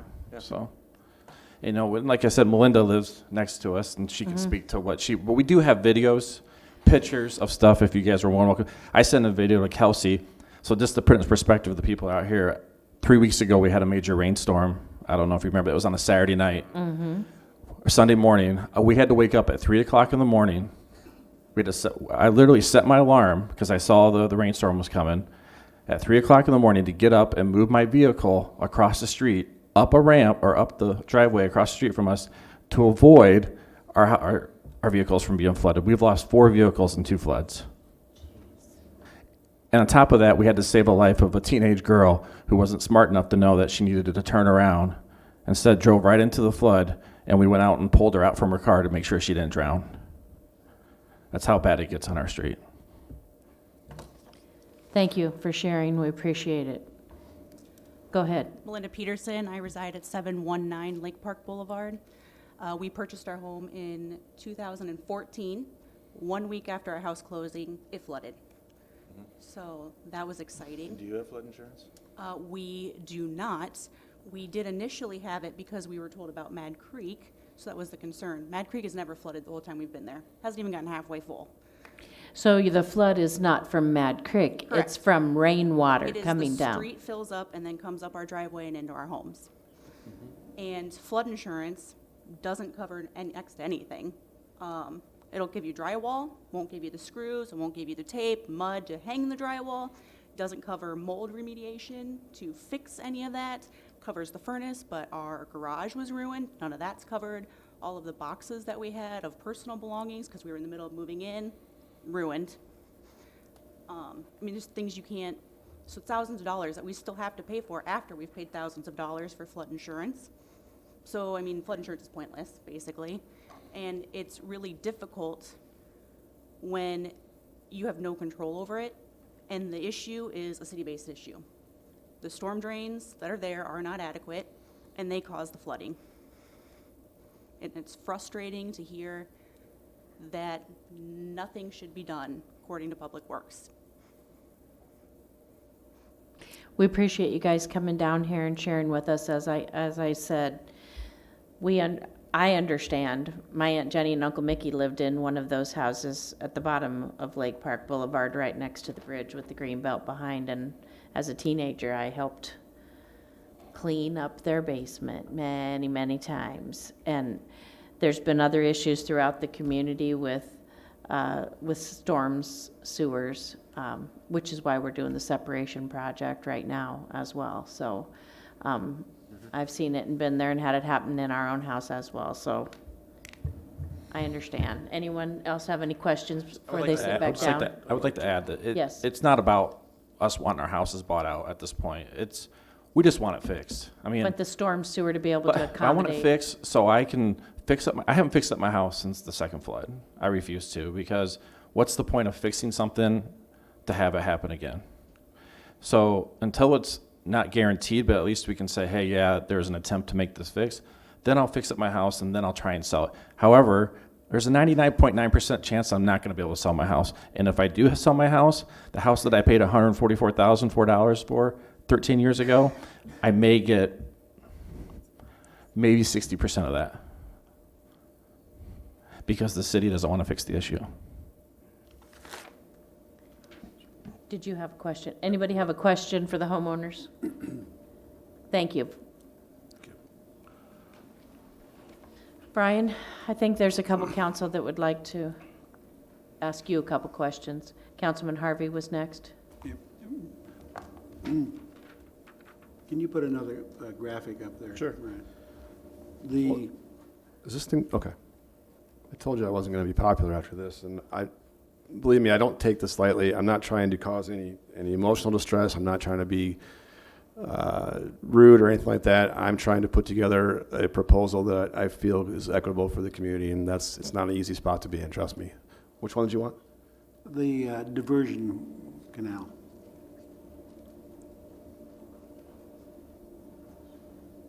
Right there. There, okay. Couple questions, comment. The yellow part, that all drains actually into the storm sewer, is what you're saying? Pat, would you mind coming up here for a second? Pat Lynch, our assistant city engineer, put this together. My understanding of this is that it's all drains to the storm sewer system. The part in the green would go through the channel that is proposed. The yellow part would still go to the roadway.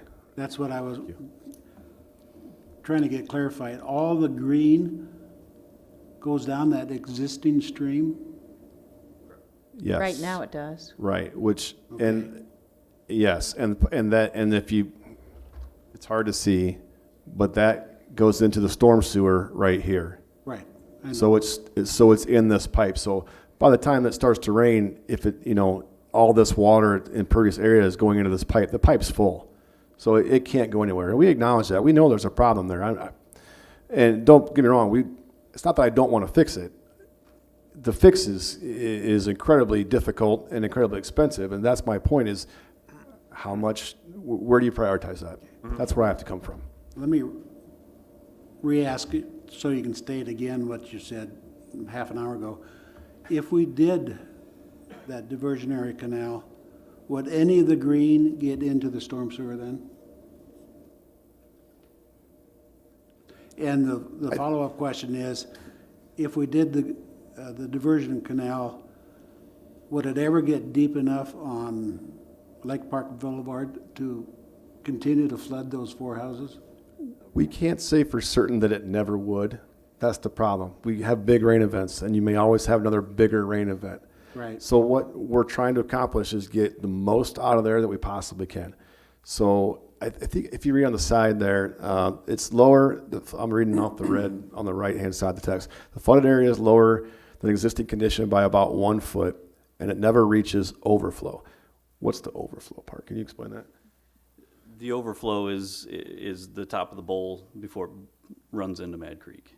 So it fills the bowl up and then it overflows into Mad Creek on the creek side of that bowl area. And it never reaches that. Right, right. It fills the bowl up, but never reaches the overflow. I guess I was just thinking that if we ran that, because I thought of that diversionary canal way back when they first complained to me, but if nothing else, I guess all the unplanned development that occurred in that green, I guess putting that diversionary canal would kind of address that we shouldn't be dumping it into the storm sewer that was there. It would definitely relieve things, but I can't say for certain that it's going to fix it. Right. That's the whole problem I have is they're asking for a fix, and I completely understand that. That's not going to be a complete fix. It's going to help. Where's the water go that's up there where Hy-Vee is and all that? That goes the same. Well, it goes to Mad Creek. There's a break in the watershed there, so you see where it's not shaded up here. It falls back this way. Everything else falls this way. Hy-Vee has a detention pond over on the far side before it goes to Mad Creek. Oh, okay. But Pat, just let me know too, the shaded areas are based off of contours, not the storm sewer system. So this is a drop of rain falls in that green area, it's going to that bowl eventually. So not necessarily through pipe, but it goes to that area. Sure. Councilman Salcedo. I just wanted to comment that I'm not in favor of purchasing any homes first. I wanted to look at that one that you had for $100,000 as far as looking at the ditches. And I wanted to ask, was that going to be a dry creek that you would put in there, or would that be, okay, so then. It would just be used when it rains hard. So But it would be basically like rock in between in the homeowners, or is that in the easements? Well, we'd have to acquire the easement, I believe. I think the property line is closer to the road. So we'd have to negotiate easements to get in this area. And then basically you build a rural cross-section ditch. We could maybe have John put some native plants in there or some check dams or whatever. We could try to beautify it or whatever. But yeah, basically it's a dry bed until it rains. It's an overflow for the. Yeah. So that's an inexpensive attempt at the same time while we're trying to do the stuff on the DOT, and without purchasing any homes, and it's. Right. To me, an easier fix to at least, put at ease at least some of the homeowners saying, we are making an attempt, we are trying to do something, and it is not purchasing any homes, and if this doesn't work, or if we see success from it while we're still doing the DOTs, this to me is the wisest investment. It would be subject to Mad Creek flooding as well, though, too. So Right. if Mad Creek is flooded, that won't empty. I understand, but I mean, it's still a better location for that water to go to versus it running into the roads and then coming back up and running up. It has a location to drain potentially as well, too. And just. I've seen good success with those dry creeks. Yes, and please note, once again, unbudgeted, so we'd have to figure out how to pay for it, but that's not, another obstacle, but that's fine, we can do that. And I don't disagree. I think, yes, that would help. But once again, that by itself is not gonna fix But everything. nothing right now is gonna fix. But to me, what I'm getting at is which is the less This is amount with definitely with the least wisest expensive potential. option, and that would hopefully give us a lot of, yes. As we're moving forward with the DOT remedies as well, too, that would add more value to those investments that those homeowners have made. But yes. That's what I'm getting at, because at the end of the day, I don't know if we have anything other than completely pulling out all of the piping underground and putting in 48-inch lines, which is I don't think larger. 48's big enough anyway, but yeah, You that's know the end where of I'm the day. coming from. Yep.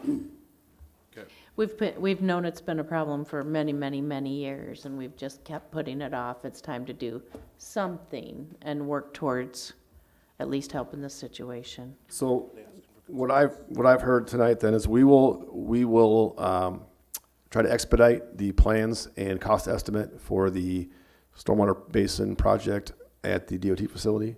And we will begin the process of survey and acquisition and design and budgeting for this particular project here. And we will bring that back to you when we have it. Which is a drainage ditch on the other side. Correct. Yes. Do I have a consensus for that? Yes. Thank you. We're good. Thank you. Thank you. And thank you, Brian. We appreciate it. And Pat. Last on our agenda is a discussion about the Papoose Creek lift station and the problem with the downtown basements.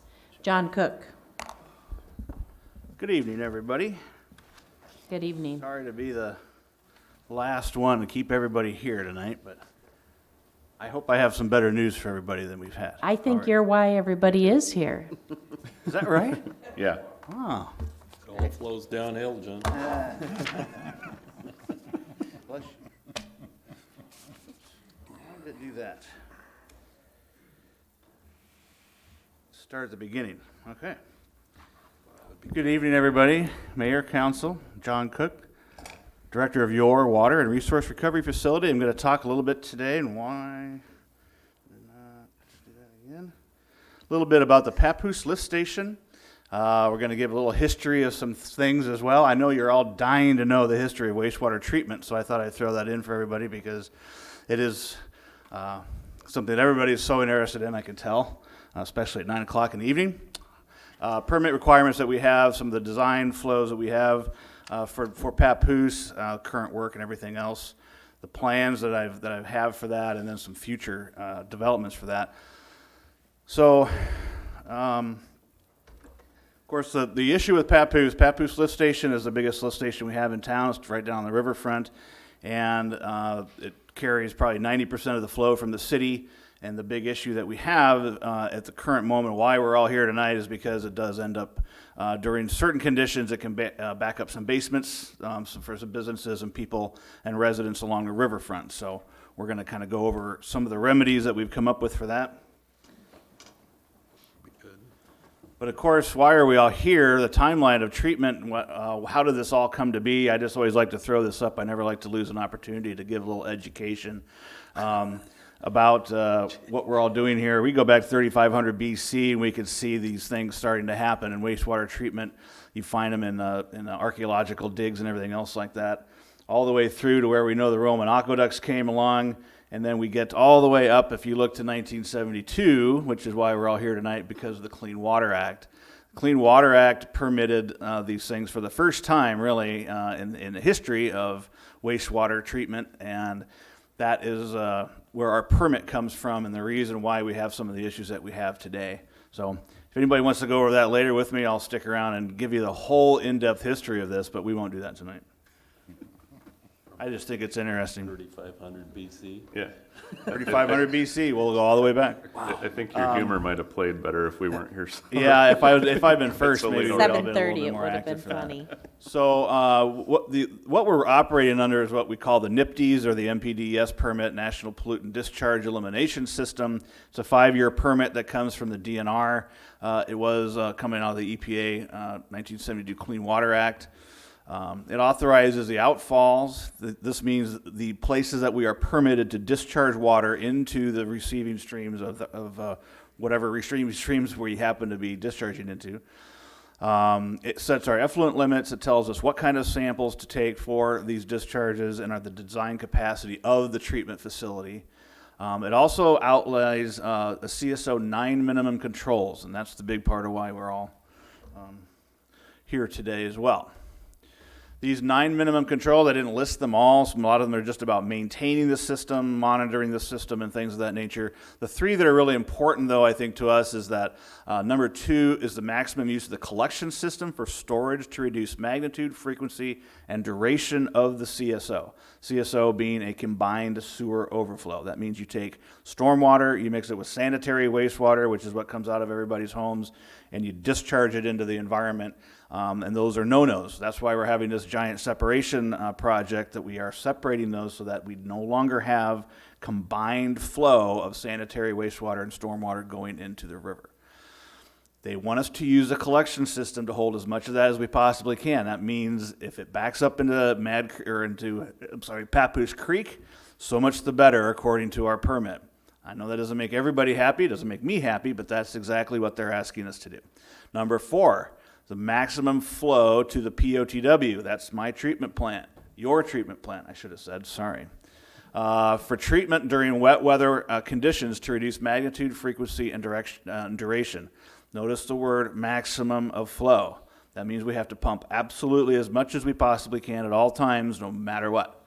Number 5 is a prohibition of CSOs during dry weather conditions. That means if it's not raining, we are not allowed to discharge water into the river. We should be pumping everything that we have, okay? So let's look at how the Papoose works. And I think this is really the crux of the problem, is that it's really difficult to know how this works. It was started built in 1965. They made some big modifications to it. As a matter of fact, they started separating the system in 1975. And what happened was those things kind of got delayed. There was a lot of decisions that were made. We thought this would all be over with by about the end of the 1980s. We were going to have all water pollution and everything else completely taken care of. There would never ever be any more water pollution at all when they said the 1972 Clean Water Act. Well, the pipe dreams, as it were, right? Get it? So Papoose design, if you can kind of see this, I do have a few of these. If anybody who's really, really interested wants to look at the design, I have a couple of handouts. I don't have one for everybody in the room, so please be selective of who gets one. But if you're mostly affected by this and you would like to see one particularly, please take one. So if you notice at the top, the Papoose Creek Tunnel, and at the bottom is the Mississippi River, and those big green lines running right through the middle, that is the flow of the Papoose Creek that runs through the station and out into the Mississippi River during large storm events. Papoose Creek, of course, starts up around the hospital, about Parham Street, runs all the way underground through the middle of town and collects an enormous amount of stormwater from the middle of the city. And all of that runs through Papoose Creek lift station.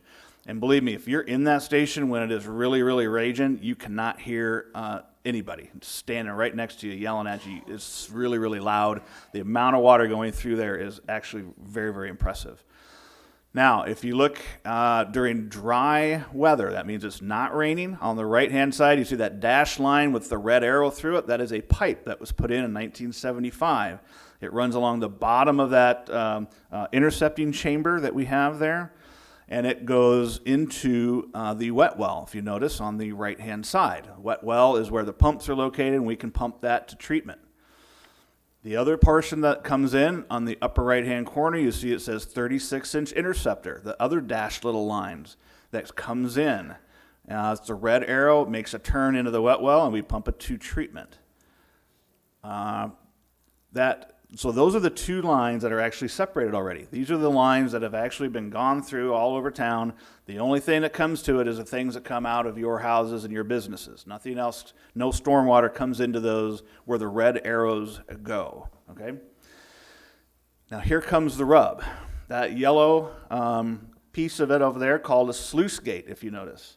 Or a slide gate, you can call it, if you'd like, if you don't like the word sluice, because we don't know what a sluice is. That gate is required by our permit per number 4 of the 9 CSO, or number 4 of the 9 CSO controls. That has to be open because we have to pump as much water as we possibly can at all times to treatment. Now, if you notice the size of that gate, the amount of water that we can actually pump through it during a rain event is pretty minuscule. And we have, by Standing Consultants, and did a study, and they said about only maybe 1% of the water passing by there is wastewater anyway. And now you're pulling through a 48-inch gate out of that tunnel to treatment. The amount of wastewater we're actually pulling out of that is pretty minuscule, pretty insignificant. So here's where the problem comes up. We have to have that gate open so when it rains heavily and the river is high, That means the wet well and everything in there, including those 2 red arrow lines, fills full of water because we cannot pump the Mississippi River. It's actually not possible to do that. And any low-lying areas then fill up, and the water comes up through the basements and everything else like that, because your separated sanitary lines are connected to where those red arrows go up back into the system. So we pump as hard as we can, and during dry weather and during small rain events, we are able to keep up with that. And when the river is low, we're able to keep up with that. If you'll notice down at the bottom there where it says flap gate, the little orange bars, those are gates that actually open up. They have a hinge at the top, and they open up like this when they get actually when the river or the water coming down Papoose Creek is high enough or flowing hard enough, it pushes them open and into the river. Now, the problem with that is we have lots and lots of sand, we have tree branches, we have all kinds of stuff that gets stuck under those doors and get stuck around those doors. And those doors are not exposed now. When, like right now, 18 feet, I can't see the doors. They're not visible to me. I have no idea. All I know is that they're open. So when those flap gates are open, that means Papoose Creek and our wet well match the river level. So as the river goes up, when it was almost 26 some feet or whatever, I mean, there's really no way for us to pump the creek, to pump the river. It's just not possible for us to do that with those gates open. And if we can't get them shut, we can't get them shut. So what do we do about that? There's the gate. There's the problem child of everything that we have for all the flooding and everything else going on down there. So if you notice that little yellow spot that we had right there where it says sluice gate going in, this is an actual picture of it that we have. So that's what that gate looks like when you can see it. Of course, there's about 15 feet of water on top of it right now, but this is an old picture from when it was dry. Just so you have an idea. So we had to go take a look at it because we tried to close it and then we tried to open it again and we couldn't get it open. We were like, oh no, this is not good. And it's underwater. So how do you look at things underwater? You call in the divers. These brave souls go into where this is a mixture of raw wastewater and stormwater. So if you notice the nice stuff going on there, you see that shaft going down where he's hanging on just before he goes into the water. Oh, and he's waving on the ladder. If you can't see that, he's giving a nice high five. So we hired these guys to go down there. We said, we need to know what's going on with this gate. So down he goes, finds out that the gate, when we tried to crack it open, we did actually get it to crack open again. And the problem is, well, just shut it and leave it shut. Well, the problem with that is if something happens to our pumps and we can't open it, then we back up everything a lot faster. So the report on the gate, when the guy goes down, the brave soul that went down and checked out our gate valve for us, it is open. It's open about 6 inches, which is exactly where we wanted it, because that way we can still take some water in, but we can also let some water out if something were to happen the other way. We're maintaining a 5-foot differential. When I talk about that, that means river is 15 foot. The wet well level is 13 foot. There's a 5-foot differential between river level and what our wet well is. The magic number here is 17 feet. If we can, 17 feet, we know is where we get back up into the city, into the basements, the low line levels of the businesses on Mississippi Drive. So we keep it at 13 feet. That means we got you by 4 foot to keep everybody nice and dry. And even keeping it open 6 inches, we are able to pump hard enough to keep all that water out and keep things going. Now, if things get really bad, that's a whole different thing that we have to deal with. The stem is attached, ready to go. It looks like it's going to be okay. It doesn't appear to be damaged, but it isn't opening and shutting confidently. That means I don't really want to do it a lot because I'm not confident that once I get it closed, I'm going to get it open again. And if I get it open again, I don't think I'm going to get it closed again. So what we're looking at is probably replacing that gate. It's old enough. We never really messed with it before because we weren't allowed to. The DNR tells us you can't shut that gate. That's not what you're supposed to do, so we never did. So, I don't remember what the next one was. No, that's just for visualization. So what we're going to do, so what I did, we had the divers go down. Same day, I called the DNR down and I said, look, here's what we're gonna do. We're gonna shut this gate during really high river level and during really big rain events. And I got silence, and they looked at me, and well, you're not supposed to do that. And I'm like, I know we're not supposed to do that, but that's what we're gonna do.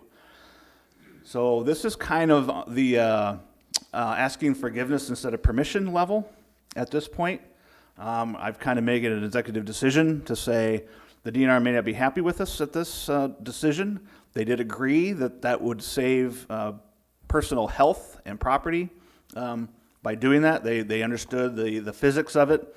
What that does, it shuts off all the rain, the stormwater and everything else from going in there. And they said, well, we'll see how that goes. Meaning when they run it up the ladder, if somebody says, if somebody squawks loud enough, something may happen. We either get fined or something happens to us along the road. But he says, hopefully, you keep this going long enough and it does enough, and you let us know that you're going to do it. So you have to report it every time, let us know how long it went, everything else like that, and hopefully nobody gets too snarky about it, and we'll let you do it. Because they know that we're going to be separated, and basically 2028, when it comes time to separate, we shut that gate and we're done, because now everything comes down those two interceptors, everything is isolated, there's no more stormwater getting into that wet well, and that's kind of how it's going to run in 2028 anyway. But we're going to give it about an 8-year leap ahead and hopefully save some businesses and some problems that we have down the riverfront. So you're saying, John, if you do this, there won't be any more sewer backup into people's basements downtown? I can't promise that. I'm not saying that. I'm saying I'm taking care of my portion of this. And do you think that has contributed to, oh, certainly, or that's responsible for, or at least a it great has not helped the situation in any way. Okay. And I know when it happens, people are like, "Well, pump more." I cannot pump the Mississippi River. It's just not possible. By shutting this gate, I don't have to pump the Mississippi River anymore. All I have to do is try to pump the system. Now that doesn't. There's never guarantee of anything. A lot of times if these things are backed up and your neighbor across the street or down the way or whatever has a sump pump and they turn it on and you don't have anything, it's going to push into your line as well. It's going to go right into the whole system. And that may be part of the problems that are going on in some of these locations, is that there's another pump not associated with us that's kicking on, and it forces water into everybody else's system. Go ahead. Oh, sorry. So you mentioned that the sluice valve, gate valve, or slide gate is scheduled for replacement? It is not scheduled. We are just deciding now to purchase it, and I got a price on how much one costs. Okay. That's without installation, that's without the automation, everything else like It's that. scheduled for 2027 so that it's done by 2028. That's when Papoose Station, this is just a small piece of it, but Papoose Station is scheduled after all of our CSOs are completed. Papoose Station is the very last phase around 2026, 2027 for construction or reconstruction. That's the very last item. What John is proposing is that we replace this gate now. That's what he was asking. And the DNR is in part willing to do that because we have already done, the past 6 years plus have allowed us to reduce the amount of waste that is actually in Papoose. So it's largely returned to a river or stream in town. I think you said 1% of that water, rough, plus or minus. On a 50-year rain event, it was like 0.5 to 1.3% is wastewater. Right. So that's in large part why DNR staff so far is willing to work with us, is because of the reduction in the waste. So my question that I was trying to get at is, how do we replace that valve with that much water? We wait till the water goes down. So it has to be when there's completely water table or no use, or? Well, you saw that other picture that about then. It gets to that point, January, it hasn't rained forever, the river's down, frozen. Things generally go to that level at some point. And when it's at that point, we can get down in there and fix it. You don't have to replace it. You want to close it. Believe me, it'll stay closed. But you lock just up, if it doesn't open up, those are the things. So we still want to make sure that we're cycling it. That's why I think it's important that we do replace that. Yeah. As part of that. As soon as possible, that's the plan. We'll do it as soon as it's visible. Gotcha. Able to do that. I guess my other comment is in regards to when the businesses came up a couple weeks back. One of the questions that I think I asked was, you know, has this flooding occurred when it was rain? And I think the comment, I don't know, one of them, I think the Brew had said that it had actually flooded when it wasn't raining or anything. Is that something associated with this sluice valve, or is that just maybe something different? Well, the gate is open, so if the river level is high and the whole system is supercharged, and we're trying to pump as much as we can, sometimes we keep up, sometimes we can't. Even if when it stopped raining, there's still enough water coming down and there for us to have some issues with. When it's wide open, it's really hard to deal with because we're just sucking a huge amount. Now we're open about 6 inches. That I can deal with. That gives me my differential. My thought is during dry weather, if you're getting something that looks like it's shooting up out of the ground, out of your drain, that's a pump coming on somewhere else, That's or what something I'm trying coming. to get at. And it's not ours because we have nothing that pushes into the system. All we do is pull out. That wet well only has pumps that pull out. So of the wet well. So there really isn't anything. That's what I was trying to find out, get information to make sure that if there's some other contributing factor that's causing their flooding versus what we may be doing as far as business or, you know, getting the water out to the river. I think we can regulate it the way we have it now. I mean, it seems to be. I mean, 18 feet should be flooding them, and it's not. I wanted to Am I give correct? anybody who came, does anybody want to Good. come up and ask any questions? You're saying we don't have any flooding going on at the Brew right now? No basement flooding. Good. Going on. That's, When we do have the flooding, it's not always a rain event, but the river is high. he says that when you do have flooding, sometimes it's not a rain event, but the river is high. Yes. So there is it's that correlation between a high river and everything else going on. And I think isolating that valve and at least shutting it a little bit so that we actually have the capacity to pump, you know, and if you look at it, I mean, we'd turn all the pumps on you want, but the pipes going out of the station are only big enough to take a certain amount of water. So we turn everything on and it surcharges those pipes, and that's just the amount we can take, unfortunately. John, so you're saying when the gate's up, you're pumping out into the river and the river's coming right back in and you just keep pumping a circle? The Papoose Creek and the Mississippi River become one. Okay.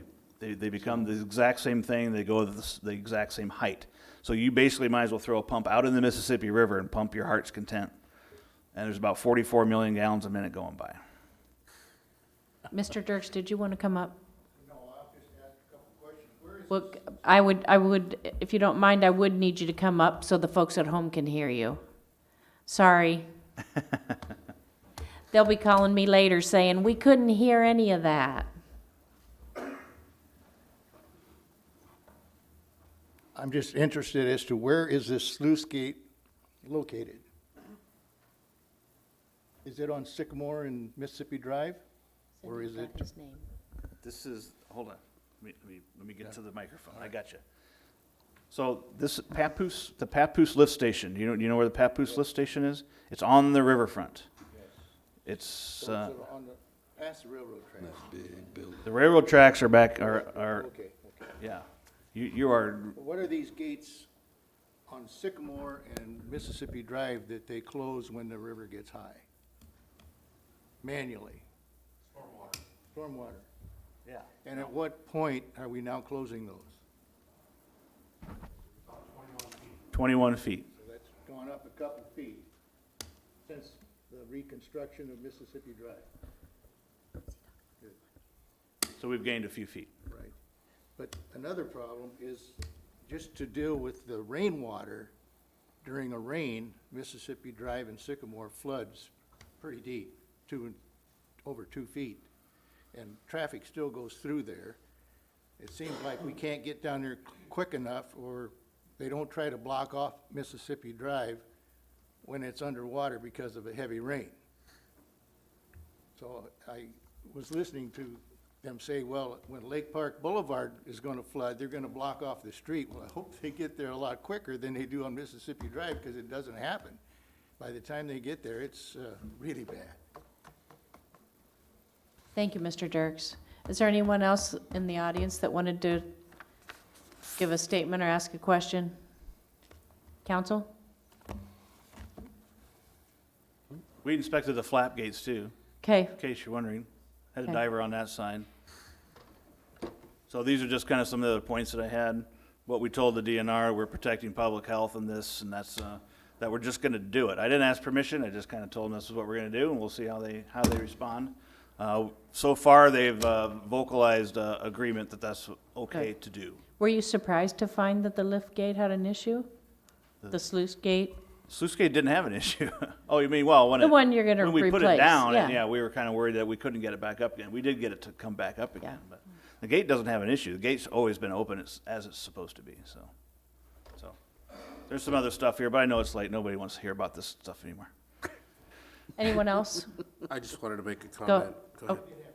Okay, go ahead, Santos, while he's coming up. So what our agreement with the DNR, do we have that in an email or some sort, or some shape or form? If something changes and somebody says, well, I never told you that? I was told that I will have it in writing, and I've Good. sent off the memo to them. Okay, and, so we sent something to them. Yeah. I'd hope to have it by today, but I haven't heard back from him yet, which doesn't fill me with a ton of confidence. But hopefully he's just writing something They up. for me. understand where our perspective Sure. is. And I did ask for something in writing. He said he would send it.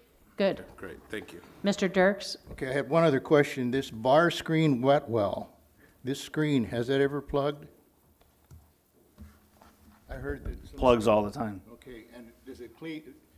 I'm concerned because there's a lot of wood fiber that's being put in around the trees and that, and every time it rains, all that washes down into the sewer system. And the last time I heard, the screen got plugged, and it was plugged full of wood product. Like mulch, Right, you're it comes talking right out of about? what we replace around the trees on Sycamore and Second, whatever, it washes it clean. A couple weeks later, they're down there replacing it again. I'll bet they replaced it 3 times this year during the summer. And if it plugs the screen, that's where it's coming from. Yeah, the biocell we have should actually take care of a lot of those wood chips leaving the Sycamore right out here in front of City Hall, if that's what you're talking about. The bar screen is quite impressive, actually. The wood that we get on there is actually logs, very large pieces of wood, and the biggest problem we have is sand. That's the worst thing for it. This is actually a picture of the new bar screen going in 2008. If you see that little guy down at the bottom there, you can see how big this bar screen is, and that screen goes way down into the wet well, and it picks up all this stuff and all the sand and everything that comes down Papoose Creek, ends up down at the bottom of that and plugs up. So we'll be happy when that doesn't happen anymore either, believe me. It's about the worst thing we have, so. Can you go to the picture where you're showing that sluice you gave, whatever it was? The drawing or the actual picture? Actual picture. Whoops, I went the wrong way. The one where it's almost dry? Yeah. Yeah. When was that picture taken? I'm gonna say 2000 There you go. Yeah. something. I'd have to go back and look. Why? I'm just curious if do we notice any problems when we were taking that picture? So we have welded the bonnet back on again. There's a part that kind of holds the stem onto the top. We've done that in the last 10 years or so. We go down and inspect it. You know, we've looked at it, but there really isn't much to do with it. There's an actuator up top that actually opens it. But right now we're gonna look at actually making it an automated valve so that we can, even from the treatment plant, say, hey, you know what, we see rain coming, we think it's gonna be bad, boop, we're gonna push a button and close it. And just leave it closed for the duration of the event so that we know that we're not pushing any water back up into the system. Can I have access to that button? You may not. You may not have access to that button. So one of the major or the one minor problem, it could be minor, but if they're having flow, somebody could be having a sump pump in their building, pumping into the sanitary. Would that cause that? Absolutely. So if So any- check valves and things like that are a very important part of anybody's protection for those kinds of things. But if anybody in the downtown area or this thing, the stuff enters out there on Hauser Street and comes down the pipe all the way to Papoose also. So anywhere along there, if anybody's got their Well, not above you. If you're pushing it above, it's not gonna have the same. I'm just kind of effect. the length of the pipe is what I was getting. But people need to make sure that they don't have their sump pumps in their sanitary sewer. It's supposed to go out on the yard. So That's true, but a lot of these are for sanitary. There's a lot of that have a sanitary sump. For just this occasion, you would have that in a basement because you have to push into a pressurized line, and you want to continue to do that, and gravity flow no longer works, so you have a sanitary sump pump, where actually all your wastewater goes into, and it pushes into that pressurized line. So, person down the street from me has one. The whole house goes into it. Yep. So, yeah. Okay. Thank you, John. It's okay. Well, that was the end of our agenda for tonight. Councilman Malcolm, did you have anything to add? Nothing else, Your Honor, thank you. Councilwoman Brockert? Nothing tonight, Your Honor. Councilman Harvey? Nothing tonight, Your Honor. Councilman Spread? Nothing at this time, thank you. Councilman Fitzgerald? Nothing. Councilman Saucedo? I have two items.